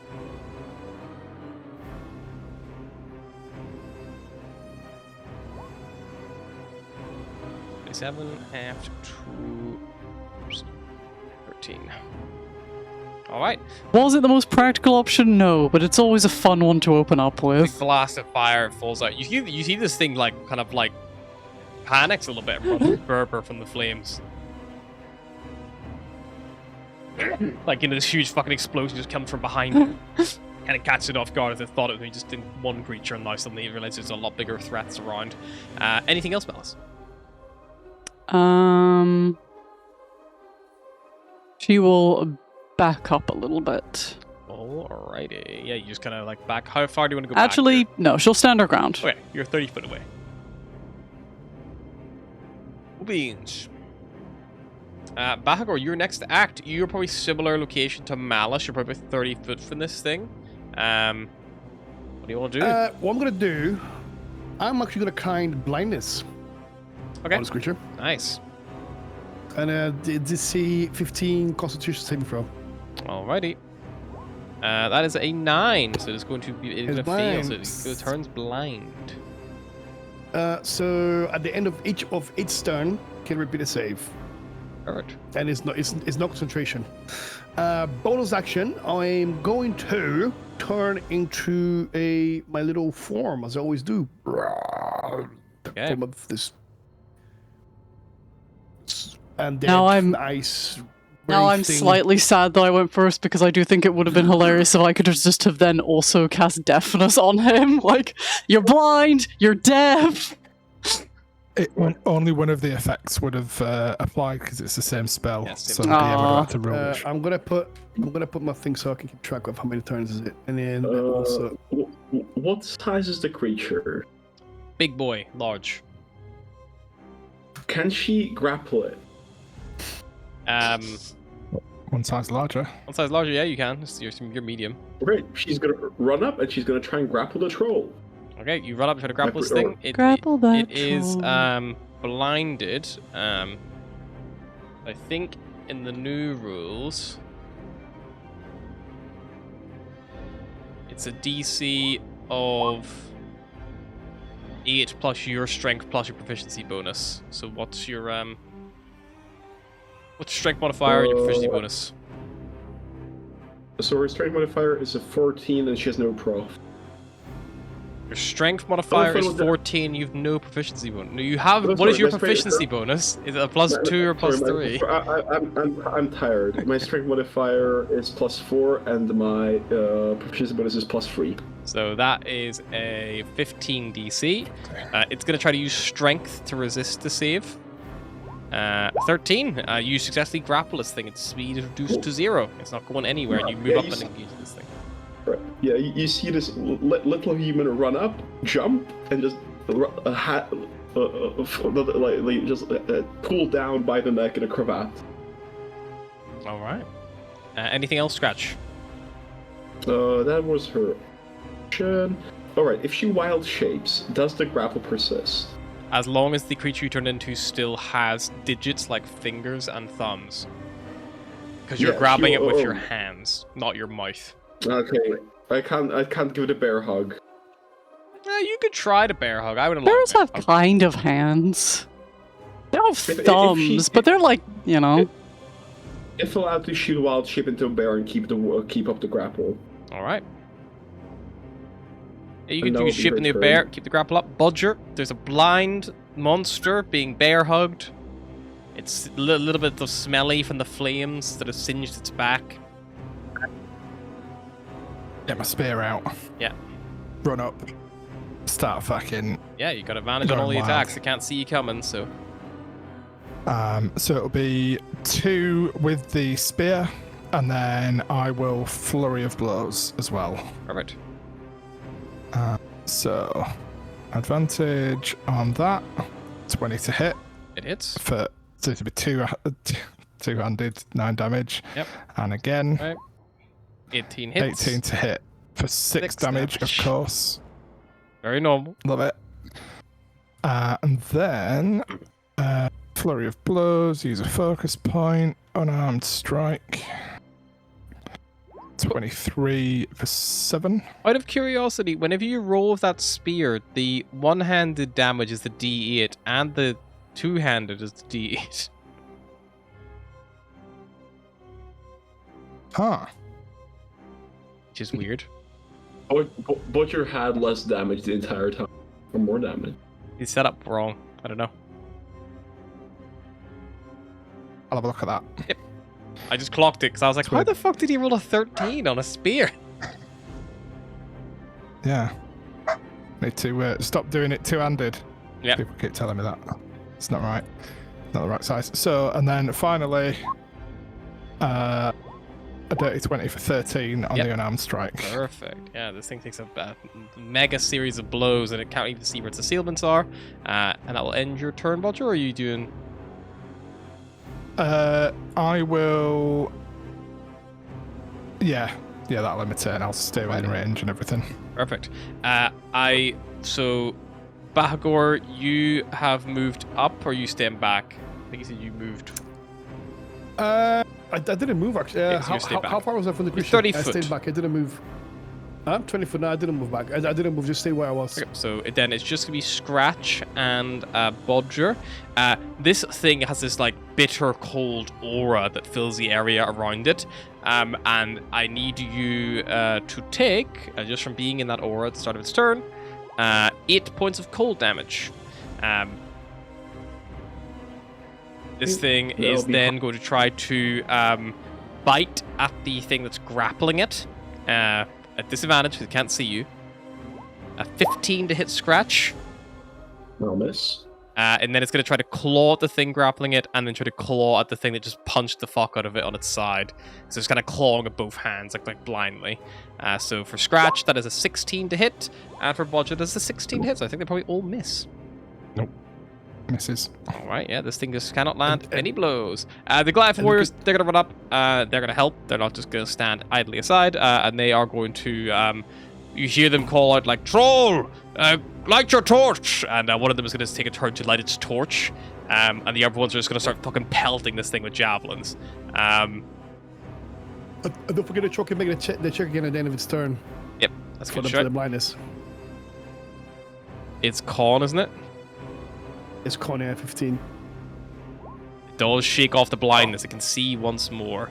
And it deflects one of these like first spears. It gets thrown in this direction. But as it deflects one, the arm catches the other one. And another two, actually. The Goliaths fucking land a good few hits regardless of that. This thing's looking pretty hurt. It's looking pretty bloodied. Just in the first round of combat. And Malice, it is back to your turn.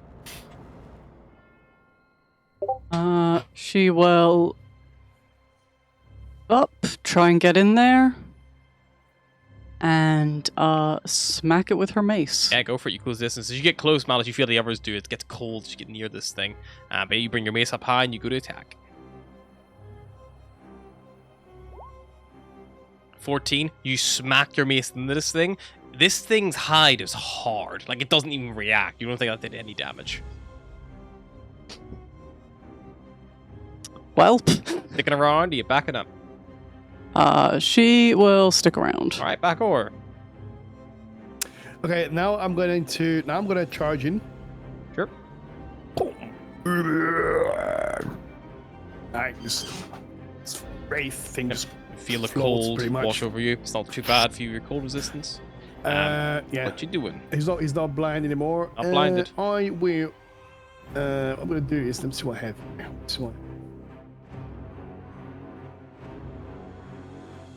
I'm just gonna hit it Sure. Smack that bitch. with booming blade. Fuck, dude. Wait, what did I do? No, that's wrong. Sorry, that's wrong. I need you to roll the hit first. And I think Yeah, I think you can add on 3 thunder damage to your attack. Yeah, that's 12. 12 will miss, unfortunately. Just Not like miss. this thing's thick hide, just can't puncture through. That's it. So I'm gonna do. All right. Scratch.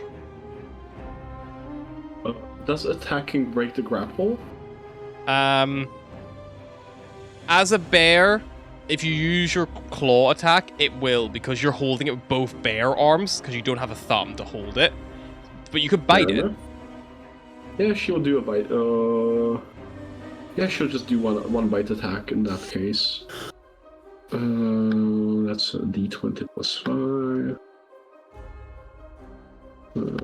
Bam. That's a 7. 7 will not hit. Yeah, you can't let it hit in this thing. Now I can see where the attack's coming from. It's blocking and dodging, and even while it's grappled, it's still being able to move itself around. In that case, yeah, she just keeps giving it a bear hug. Alright, yeah, keep it held still. That's Bodger. Stab it. Go for it. He reckons his second hand is actually weighing him down. So he's just going to do it one-handed because it doesn't actually make a bit of difference. Great. So watch my rolls be... Yeah, one-handed.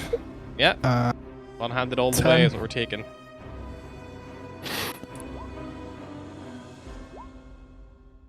And then 6. Nice. And then just a regular... not a flurry of blows. Yep. Go for it. All hit. For 9. And then I'm going to move back probably 20 feet. It is going to try to take a swing at you with its claw. Cool. 18 to hit. Can it see me? Yeah, it's no longer blinded. Oh, cool. It in shook which off the case- effect at the end of its turn. Fair enough. I was going to say I was rolling those at advantage, but never mind. Cool. Yeah, they still would That hit is an regardless. 18, so that will miss. Yep, so you just swipe out the way of this strike and you back up 20 foot to safety away from the cold effect. Start of its turn, everyone apart from Bodger is going to take some cold damage. You're going to take 14 cold damage, everybody, and you watch as this thing's like hide and form begins to heal and knit back together again as it begins to heal, it begins to regenerate. And then it is going to try to bite the bear, claw the dragonborn, and claw the drow. So bite the bear, 21 to hit. Now hit. That's going to be 19 points of damage, Scratch, 9 piercing, 10 cold. It's going to claw Malice, 13 to hit. Misses. And Bahagor, 20 to hit. Hits. Bahagor, you take 8 slashing and 9 cold. You can half the cold because you're resistant to 4, so that'll be 12 damage. And I need you to make a constitution saving throw as well, as this icy chill washes over to you and threatens to stiffen up your muscles. 22. 22. You shake off the effect. This thing's not going to slow you down. That would end its turn. The Goliath warriors, one of them lights his torch, and they're going to move up, and they're going to try to hit this thing with the torch, and just try to do a little bit of fire damage to this thing. I'm going to roll with its great axe. At 12, this thing just sees the fire and dodges out of the way as quick as it can to avoid getting burned.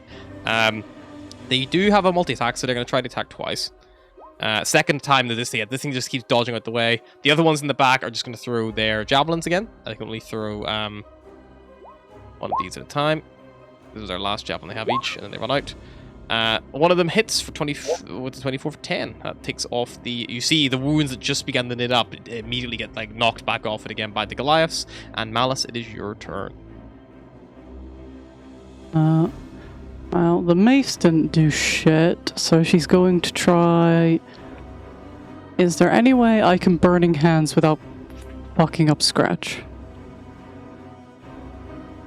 I Probably fucking not. doubt. Probably not. Fuck her up, she'll be fine. I'm not gonna... Just burn Scratch also.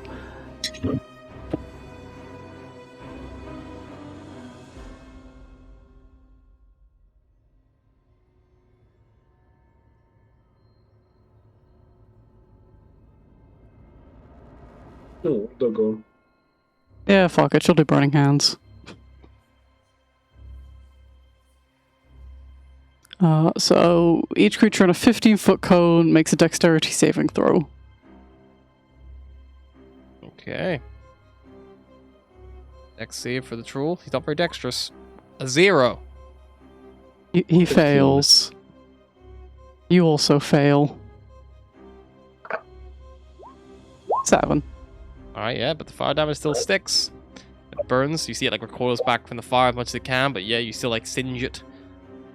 The troll was having a really good day until it ran into a light cleric in the wild. Yeah. It's like, it's fine. I'm fine unless I run into fire. The ominous light cleric. Fire! Fire! Fire! Did you miss Bahagor with the spell Malice, yeah, or? Yeah. Cool, because Stratch is grappling and that's why. Yeah. Alright, Bahagor, it is your turn then. Okay, I'll try to hit him again. Yeah, this thing looks pretty critical right now.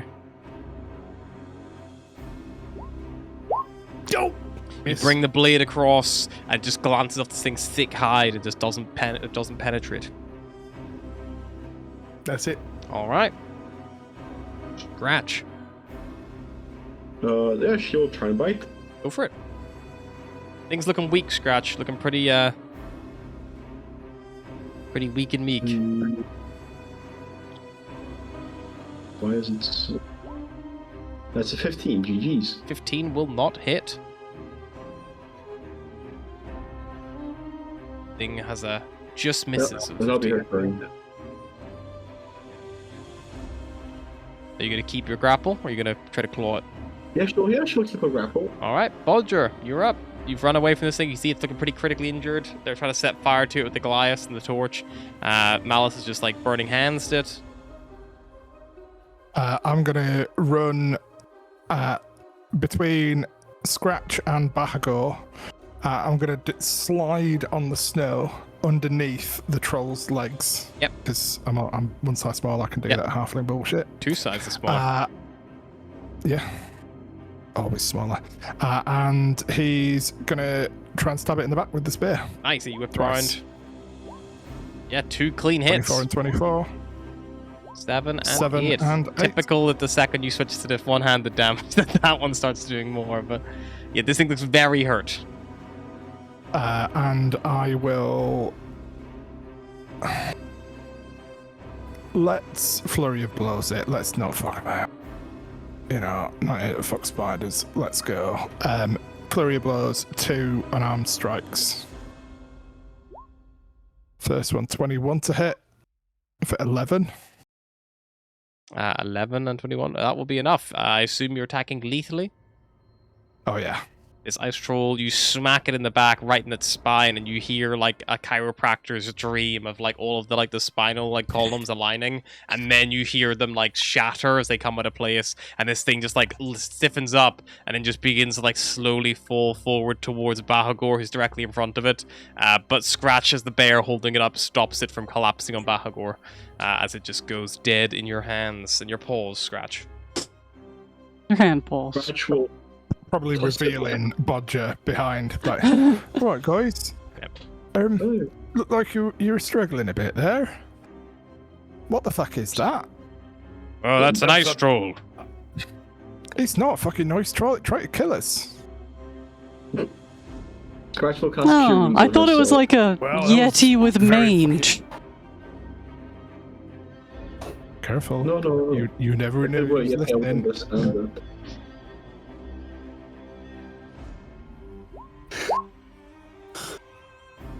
Oh, I cast Force Life.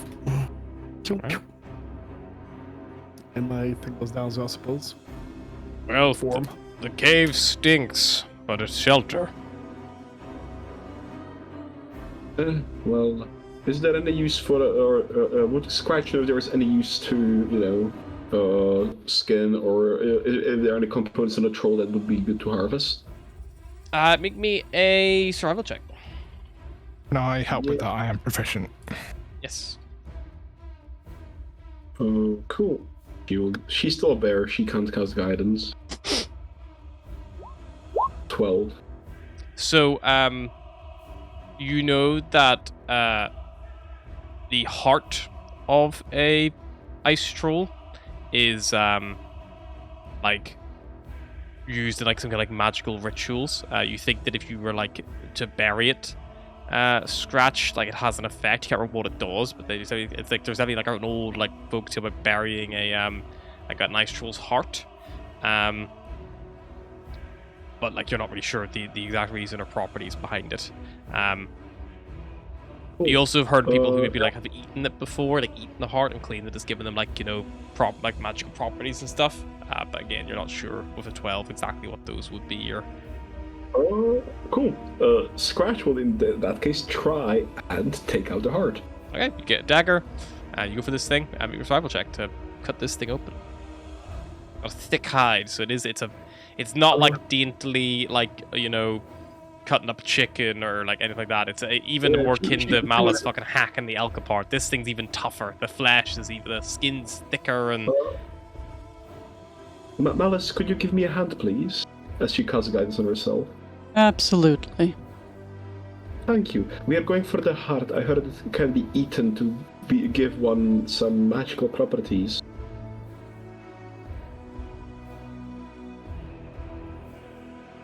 That's the first one. Okay, it's a 24 and a d4 to that. yeah. You 26. You like get a good cut going in this thing's chest, and you manage to make a hole big enough to pull the heart out. You have to break a couple of the ribs to like get in there and get the thing pulled out fully. And it's big. It's like, like fucking Game of Thrones, like Daenerys with the horse heart, like that kind of size. The big fucking heart. That was made of just like pure fucking gelatin. But it's Like a giant gummy. it's like purple and blue. in color, and it's very cold. Well, she would look to the Goliaths and she would say like, I heard some tales or some sayings about eating or betting troll hearts. Do you do that, or do you know anything about that?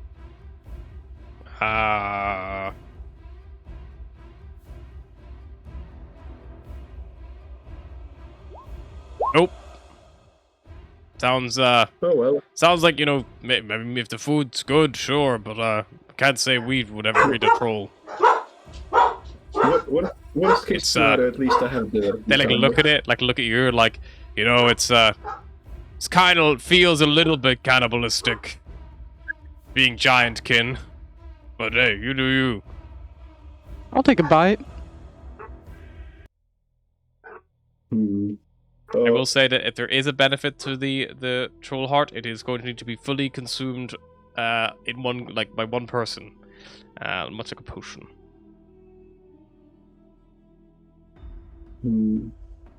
Well, Can you like a little taste like see if I can. You will taste it. It tastes like, as you taste it, it tastes like really cold. It tastes cold. It's not warm, but it's definitely fresh. It's not frozen. That's the weird bit. It feels like fridge cold, but it's not freezing over any faster than other meat and stuff like that. There's something. It's almost like the natural cold resistance is meaning this thing is probably wouldn't freeze up. Scratch would prepare herself to eat the heart on what they set out for dinner. Sure. Are you cooking it, or are you eating it raw? You gotta eat that shit raw, man. Yeah, It's like a troll sushi almost. Yeah, I think she'll go for raw. She'll Okay. use guidance on herself. Yeah. God help her and whatever he's about to do. It's pretty brutal to eat this thing scratch, because it's like eating comparatively. It is like you've just pulled out of the fridge. Quite braising steak, like quite chewy beef. It's like that. You just pulled out fridge cold chewy beef that's still bloody. Not even has been left to rest, and then you start tearing into it, and blood's pouring down your chin and onto your chest. And it doesn't taste good. It doesn't have it's not this is fucking a delicious delicacy. It's it just tastes like really bland, unseasoned raw meat, and you just start horking it down as best you can. Yes, Scratch is I like to imagine it's as big as it's bigger than her head. Yeah, it's massive. Yeah, she's like, well, alright, does anybody have salt? And then she just keeps at it. Alright, yep, you go for it, and you eat the whole thing. Scratch, for the next 24 hours, you have gained the trait Regeneration. At the start of each of your turns, as long as you've not taken fire or acid damage, you will regain 5 hit points. For 24 hours from now. Would she know this about herself? Are you injured at all at the moment? Oh, that's a good question. She is. Yeah, so you would feel as soon as you finish eating this thing, you feel a weird chill in yourself, and you realize that you were cut on your arm quite badly when this thing clawed at you in bear form, and the cuts have transferred through, and you feel that was a cold cut because it did cold damage to you, but they feel really cold, and you kind of panic for a second, as if maybe there's a lasting effect or lingering effect. But when you go to look at it, you just watch as the wounds are just slowly knitting themselves together. Yeah, so you see Scratch looking at her arms like, oh, it does work, it seems.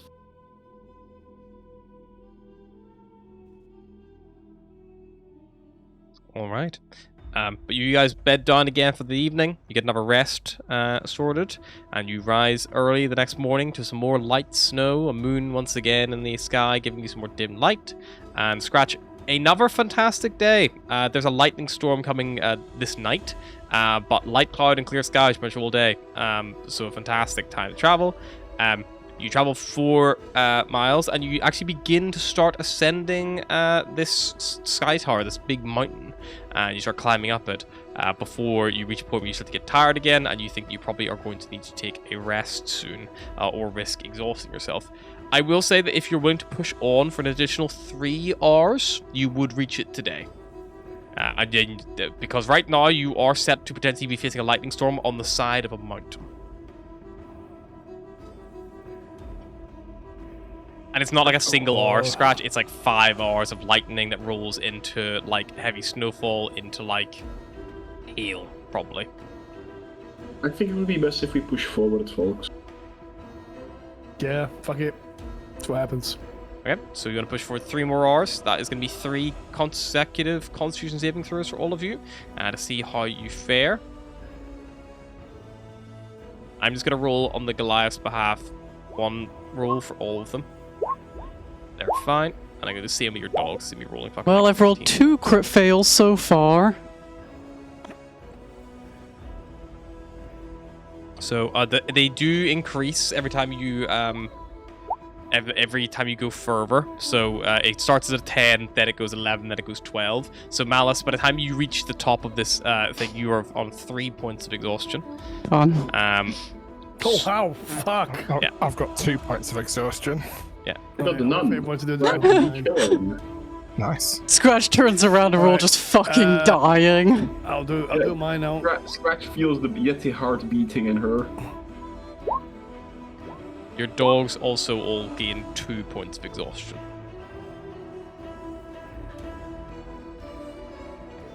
What is the DC for exhaustion? So it's 10, then 11, and then... 10, 11, and 12 for each consecutive hour, because it gets worse as the day goes on. Okay, I'm okay. Alright. You eventually reach Sky Tower Shelter. Where are my notes for that?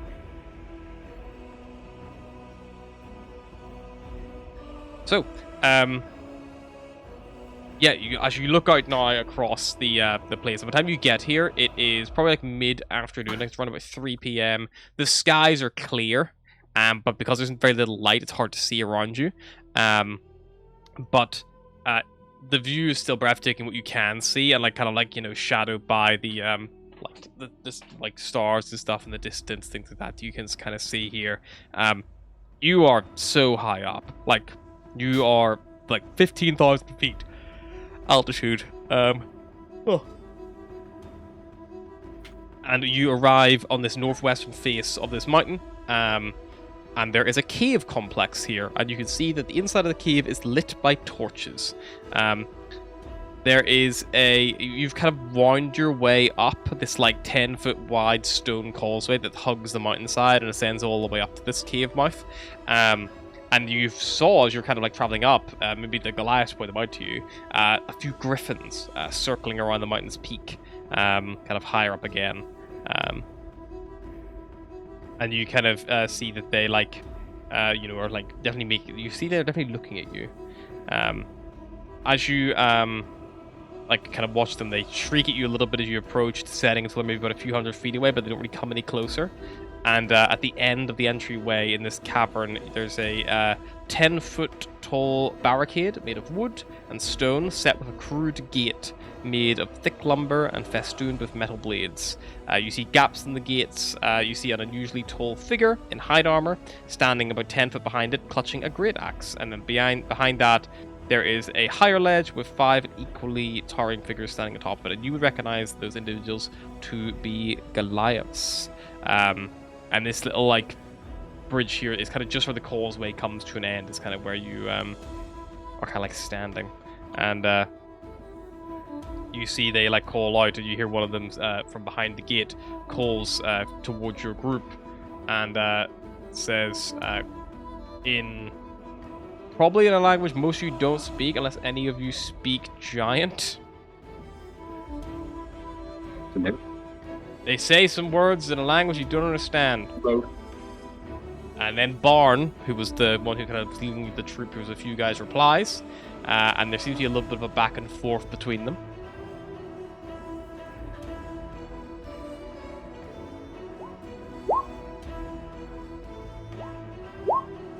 And you see the one behind the gate, shakes their head, and then, moves forward. And you see he points at Barn, points at you and says something. And then Barn turns to you and says, well, the good news is you're allowed to come in. Just, don't, step on a line or talk to new people. Just, yes, a lot of the clan aren't big fans of strangers, but I've said I'll take responsibility for you. And I told them of your bravery against the ice troll and also of the good kill of the elk that you helped us bring. The chief Arn is happy for you to come inside and enjoy the food of us, and we'll help get you set up for your way to get you back to civilization.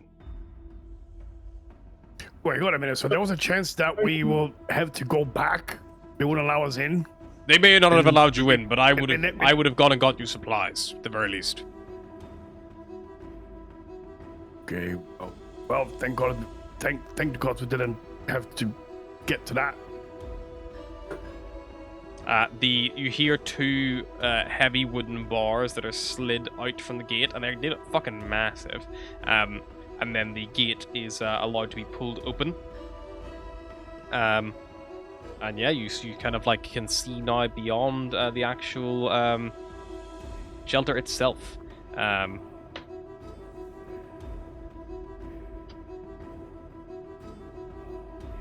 Does it feel a bit warm in here and outside? There's like torches up here burning, so there's only a bit of heat, and a bit of fire, like warmth from the fire and such. Yeah. I'll find a bit of warmth. Is there anywhere we can rest? Maybe somewhere we can stay? Yes. We'll probably take you around to the feasting cave, maybe the communal cave in the back. They're a bit warmer because they're a bit further in, and we normally have some fires and such lit there. Come, follow us. Maybe we will tell you our story, and you may learn a bit while you are here. Oh. That would be great. Do you have any milk? You look around or listen out for any goats or anything like that. Does griffins have milk? I mean, they're like half lions, pretty much, though. Have you ever tried to milk a unfortunately, griffin? there is no goats here. He tells you that we do not have any. The only animals I suppose we rear are the griffins here. Do griffins have milk? I mean, I honestly would not lay recommend eggs? milking a griffin. And we do not eat the eggs. We allow them to hatch so we can keep the flock strong. So if they Yeah, have but maybe- eggs, maybe- I don't maybe- think they do milk. Maybe don't talk Okay, alright. about Well, food. About food. let's see what we have. I'm famished. Barn will lead you guys down the right-hand side, and you see that he like gestures to the chieftain and like kind of like gives a little nod, but you see the chieftain kind of again shakes his head quite dismissively. He doesn't seem too happy that you guys are here. But he leads you down this right-hand cave, which kind of like winds and like kinks back on itself. And you can see it's about a 12-foot high cave. And there's like rough-hewn passageway kind of like slopes upward deeper into the actual like mountain itself. And you see these like ensconced torches illuminating carvings on the walls. And you see that there is like a full-blown story here of like, you know, sort of various like things. Kind of like having a quick look, you can see like what looks like people like at a cave, and you can see how like, you know, with like mining, like, you know, like depictions of people mining. You see like depictions of them with these little stick figures. You see them with depictions of these like little winged beasts, like fighting them at first, then you see them like fighting alongside them later. You see there's like depictions of like these other like humanoid figures, but they've got these like big like tusks, and they're always drawn like, you know, looking with these like big aggressive eyebrows and stuff in ways that make them depict of like, you know, that's kind of like how they're kind of depicted. You see there's drawings of another like mountain kind of like in the distance. At points you see there is drawings of like a bowl, and like you see there's like a weird kind of like, you know, like some kind of like a little arena kind of like setup with this bowl, and like you see like there's like, you know, like lots of people drawn around there. And then you see there's like more depictions of like the other mountain, and you see like depictions of like dead like of these winged creatures kind of there as you're kind of walking through. And then you see, like as you get near the end, there is like pictures of these figures chasing a giant. You see like a polar bear like figure, like a big bear figure walking on its hind legs. It kind of reminds you of the one who that you were guy with, we met yeah. that one time. You recognize the eye patch and the stuff on there. It looks like it is depicting them, perhaps. Oh, we know that guy. We've seen him before. Yeah. And you see then, like, drawings of like big snowflakes and such in the cave, and yeah, like these fellow paintings are there. If anyone wants to like look into it a bit deeper, you can, like a history check. But yeah, that's kind of what you see, like picking out as you go past, as you're basically. I'll do a little history check. Yeah, go for it. Because Scarf also intrigued. Yeah, Bahagor, apart from what I can describe, nothing overly stands out to you, nothing beyond this initial symbolism that you could interpret it whatever you like. Scratch, you can tell that these drawings are not by the same person, like the style changes and such. Based on how the style is changing as well, you estimate there's a good like 4+ generations here. So you think that the oldest ones of these drawings will be upwards of like 400 years old. And they kind of like start at the mouth of the cave and like get newer and newer the deeper you get in. But yeah, you kind of see it looks like they're telling a story of like how they like, found the mountain, dug out their home, how they found the griffins and tamed them, how they like fought wars against what you assume were maybe orcs. You see they reference the other Goliath clan who they've spoken about. You don't know what the weird bowl or arena is, but it looks almost like a sport, maybe, is your first kind of thought. Like it looks similar to like a sporting event, perhaps. And you see that there's symbolism, and it seems represented. Like one mountain has a symbol which you recognize must be it's like a giant runic symbol that you think must represent this people, and then another one has a different one, and you can see the same thing on this like arena. Then you see that the other Goliath clan are depicted killing griffins, which then provokes like war between the Goliaths. And then now you see there's like this following action of like people following or chasing this like polar bear man thing. And yeah, and you see that there's also a depiction of the long winter, like it's not lifting. And the struggles that they have with that as well.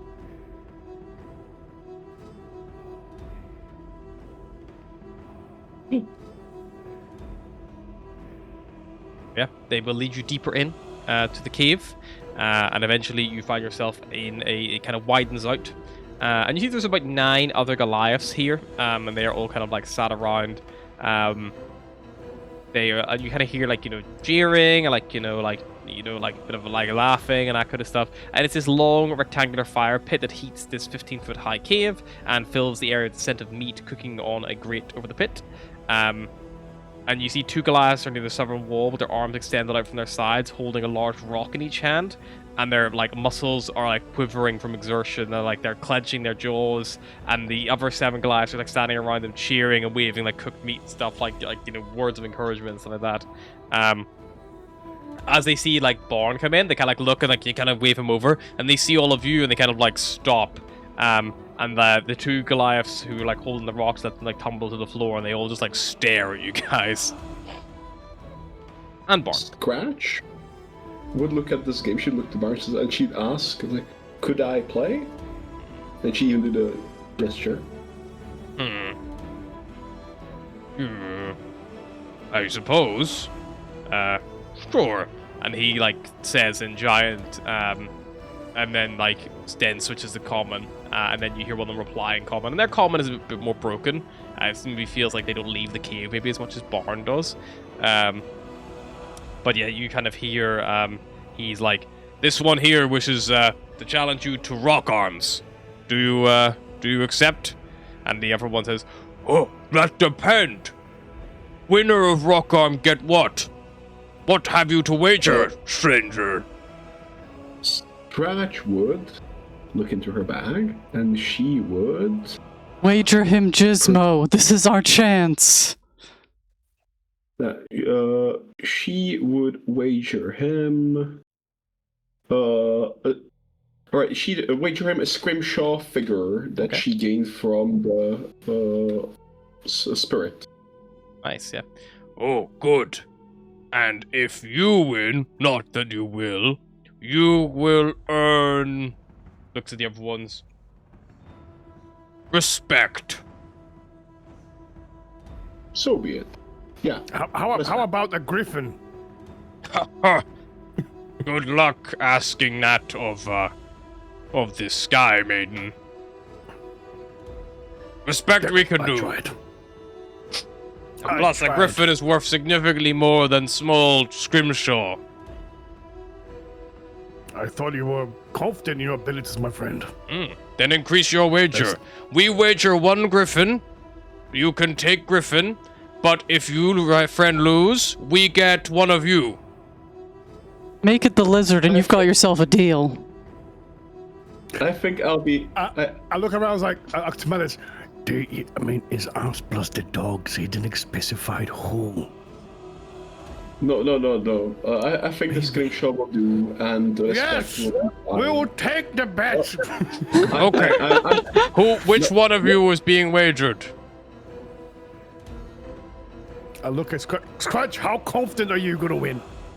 Scratch is looking at Power like. What are you doing, man? Come on! How confident are you? I want a fucking griffin, man!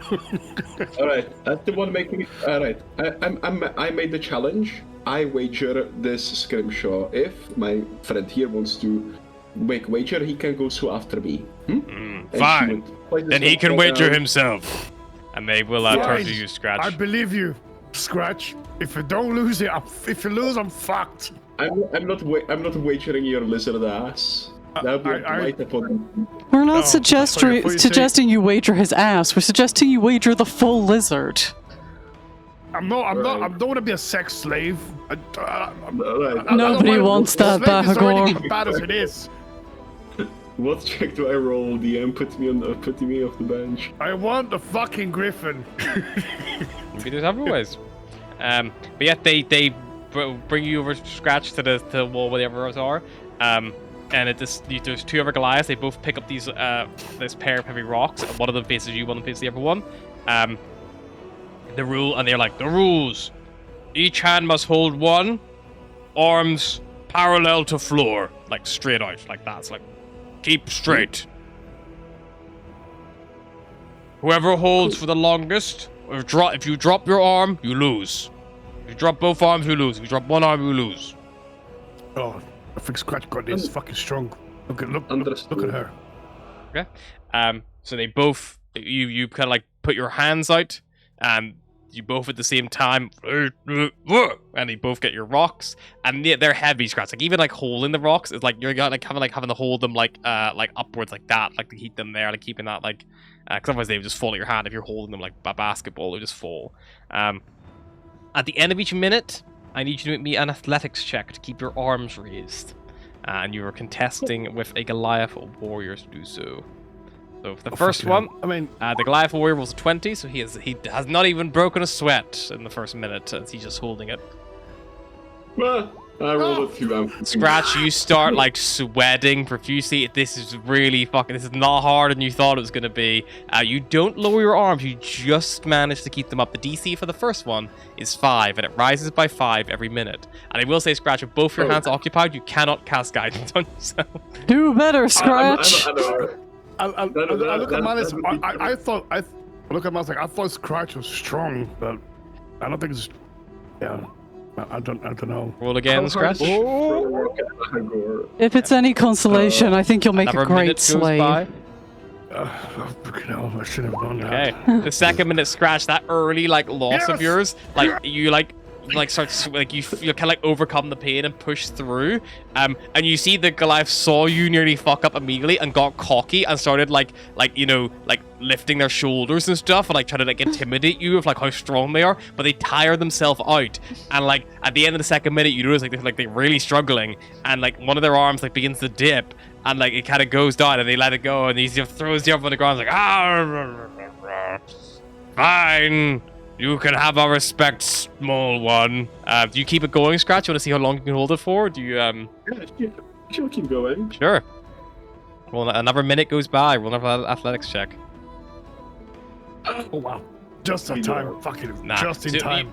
Literally, like, you just hold it just long enough, and the second his arms go down and he, like, says that, yours goes down. And he was like, "Oh, so should have held on a little longer. I could have done." And they like have a laugh. We could have won the Griffin. I had faith in you, Scratch. She would extend her arm and handshake like, well met, and she would do like the, like the meme, like the bro handshake. Yeah, he doesn't know what a handshake is. He just grabs your entire hand of his. So you to offer your hand, he just grabs you like over the top, like that, like just like pulls you a little bit, like the wrong, like you're shaking up and down, he's pulling back the front, like it's like. Before you start wrestling, like a little. Get him. Yeah, she'll so like the Over the shoulder throw. Oh, you want to wrestle now? I mean, But I thank you, and she'd keep the scrimshaw figure and be happy. Great. But yeah, you've earned the respect of the clan by showing your might. At least Scratch has. The rest of you, not so much. But yeah, they invite Scratch to have some food with them. Barn will invite the rest of you to have some food, but Scratch we know that girl over there. Yeah. We're with her. We're with her. You want to we're challenge to rock? Show your strength, White Lizard. I'm not. No, I'm okay. I mean, Come on, mate. You're always saying about how strong you are. Yeah, You've got go on, that competitive Bagor. nature. And think about all that milk, right? That must be making you big and strong. But they don't have milk here. They already said they don't have milk. Yeah, but like the stuff that you've drunk in the past can now come through and like all that protein, I guess. I don't know. Fine, Bahagor will try. Yeah! They like get you guys all prepped up, get you all ready. A different Goliath will challenge you, and they go, "What is your wager then? You wager for respect, or you want to wager for Griffin? You wager yourself for Griffin?" I don't think I'm as strong as my friend. Okay. Fine. Okay, What are you I'll wager for wagering? my respect. Your respect. Whoa. Why do we need? What is Yes. your respect good? Very good. Make yes, me a persuasion the check. The best respect. 16. Fine. If you win, we win. We get your respect for how you see how strong we are. Fine. I'll acknowledge your strength. Yeah. And they And will. I'll They tell will my start. clan about how mighty you are. Make me an athletics check. Oh my God. This Oh guy my looks God. very strong. But so do you, Bagor. You hold your own. For the first minute goes Is by. that all you got? Another minute goes by. Roll again. This one doesn't I'd seem like to to be see- breaking sweat. Bagor, you get very close. You feel your arms starting to shake. You're like clenching. Another minute goes by. DC 15 now. Oh my God. Just holds it. Like straining under the wind. My guy's literally like. You see that one of the other Goliaths, like, it was cheering his friend on. It's like cheering on Bagor. Like, go on, do not drop. No, if you never see Bahagor go red for Yep. the first Bahagor, time. one more roll, Bahagor. Can you Oh, you got a night you got one. it, it's a 20 to keep it up. Oh. Both your arms go down at the same time, and they go, tie. No one gets anything, but tie. Good effort. I need to catch my breath here. He was like rubbing his arms a little bit. Bodger, you know how you're not very strong? Yeah, we do. Thanks. It's not too late to wager him. Like, I've never seen Bahagor go red. Like, see just the Constellar campaign. He's like literally red. Oh my god, a red dragonborn! Get him! It's not too late to wager him is hilarious. I need a just sit down for a minute. I'll look a little bit. It'd be like, yeah, I You know, wager but- him, I wager the fucked up dog, and we're rid of them both. Okay. Hang on. Right now we're talking. Let's 'cause, like, let's I think about this. I don't want to be stuck with the jizz pup and not No, have anyone to look at him. no Gizmo, please. No, get Bella. Bella's satisfied. No Gizmo. Get Bella. I'm not Ben Bella. Look at that little face know, that doesn't give me it's fine. horrific nightmares every time I see it. Like dribbling everywhere. Dribbles on the floor, just licks it back from the floor.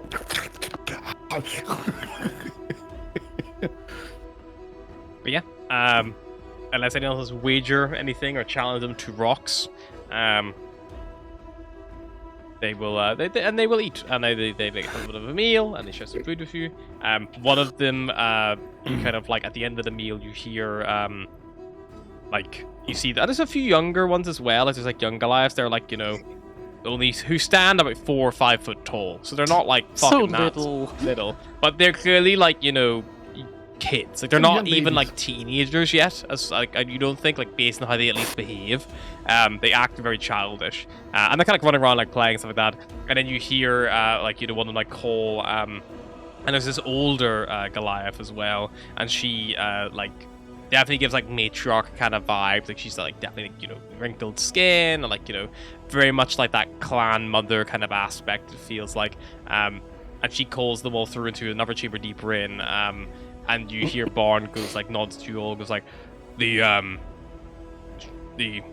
ex-chieftain's wife, the chieftain who came before.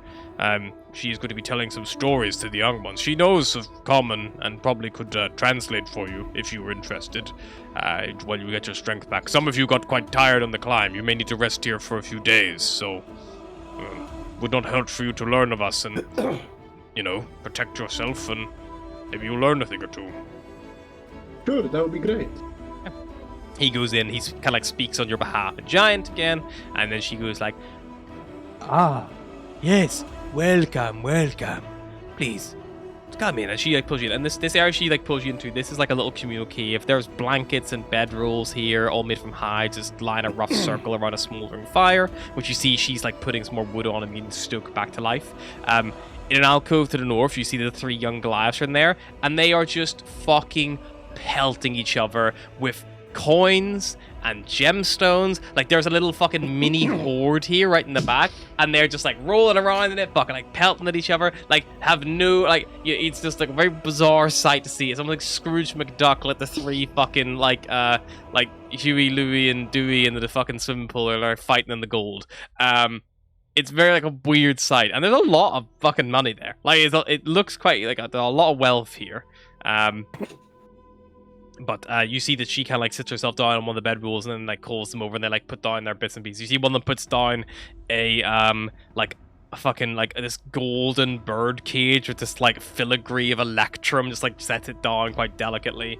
And you see she like calls them all together, and like kind of begins to tell a story. She tells a story of like the history of Sky Tower Shelter, and she maybe hears things you recognize from like the cave painting stuff that you saw.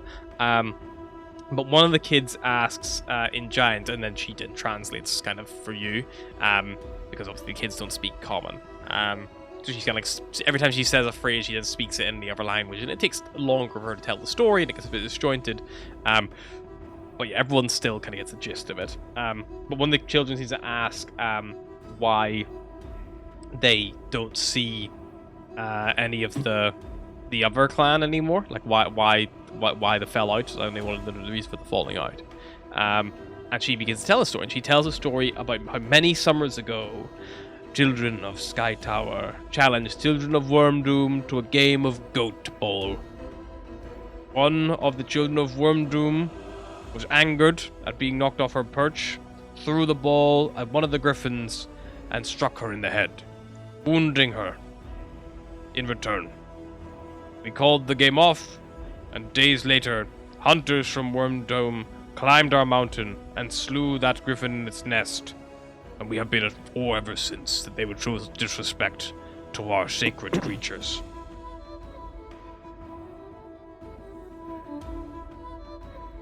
You see, you have the griffin as your, creature, your holy creature, whatever it is. Do they have something similar, equivalent to a griffin? Do they worship like some kind of animal, something sacred to them as the griffin is to you?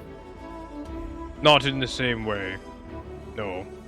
They are more people of strength over in Wormdom. They like feats of athleticism and strength and such. They invented Goat Ball.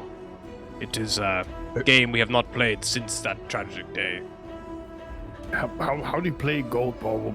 How does the game go? She does not translate this to Giant. She doesn't want the young ones to know much to dare this way. But she tells you that Goat Ball is a team sport which uses a furry ball, normally made of a stuffed goat hide, and it requires a dozen or more elevated platforms, pillars, tree stumps arranged in a random pattern. Then teams of 4 climb onto the platforms. They can pass the ball back and forth, but the objective of the game is to knock their opponents off the platforms by hitting them with the ball. And the team wins if all opponents have been knocked out of the game. Basically, it's whoever can hit someone the hardest with the ball, completely knock them off. I see. Okay. Sounds not fun to complicated, watch. but Yeah, it's basically dodgeball, but on fucking, total wipeout things. I did think that goat ball was going to be played with an actual goat as the ball. Little bit disappointed. I thought so too. I thought gonna throw Yeah, the goat at some yeah. I wanted it to be a really fat goat. First, you get the goat really fat, and then just kick around like a ball. Yeah, but she will say, it is unlikely that we will ever play goat ball again with the other tribe. The chief Arn Rockfist Crafty here has little to no interest in dealing with them. The last time strangers came to the shelter, he told them to go bring him the white cloak of Ogalai, the chieftain of the Wormdoom Crag. Is there anything that can happen for both of your clans to make peace again? Speak to the chieftain here, or go speak to the chieftain over there. I'm sure they will tell you a different story about how the griffin was, not hurt or some lies. Speaking of griffins, how long have you been training griffins? I have not been training griffins, but I know that our people have been training it for several hundred years. If you're looking to speak to our trainer Rahi, she is a little bit more awkward. She does not like spending much time with the rest of us, or even, especially not strangers. But she is on the Griffin's Cave on the far side of the shelter, near the entrance. Okay, I'll go and see her at some point. Thank you. I could prepare tongues. It might make it easier to communicate with them. That will be helpful. Like, does it cast a big tongue that talks for us, or? No. Oh. While you were discussing the logistics of the tongue spell, and you're all kind of around this little campfire, and you're all kind of like these beds, you can effectively just take a long rest here quite easily, which will start chipping away that exhaustion, and a new day will befall you tomorrow. So as you rest, all of your dogs also begin losing some of their exhaustion as well, which is great. Now I'm only 2 exhausted. Yeah. Which does affect things like your skill checks and stuff, remember? So I'm aware. Which is why I will not be attempting to bargain a griffin until the last day. Yeah. But yeah, you all bed down, wake up the next morning. It is very safe to sleep here because of the kill the elk you brought. There's ample food as well that you can basically dip into. They're happy to share their supplies and such. And they've got fires, keep you warm. It's quite pleasant. Definitely more pleasant than getting stuck on the rivers and ice and snow out searching for Lactinishir. But what a strange happenstance that you managed to bump into such a welcoming group, and lucky that you did not bump into the other clan of Goliaths, because things could have gone very differently. Oh, hey! You guys! But yes, that's where we're going to stop for tonight, and we will see you all next time. Until then, take it easy. Bye-bye.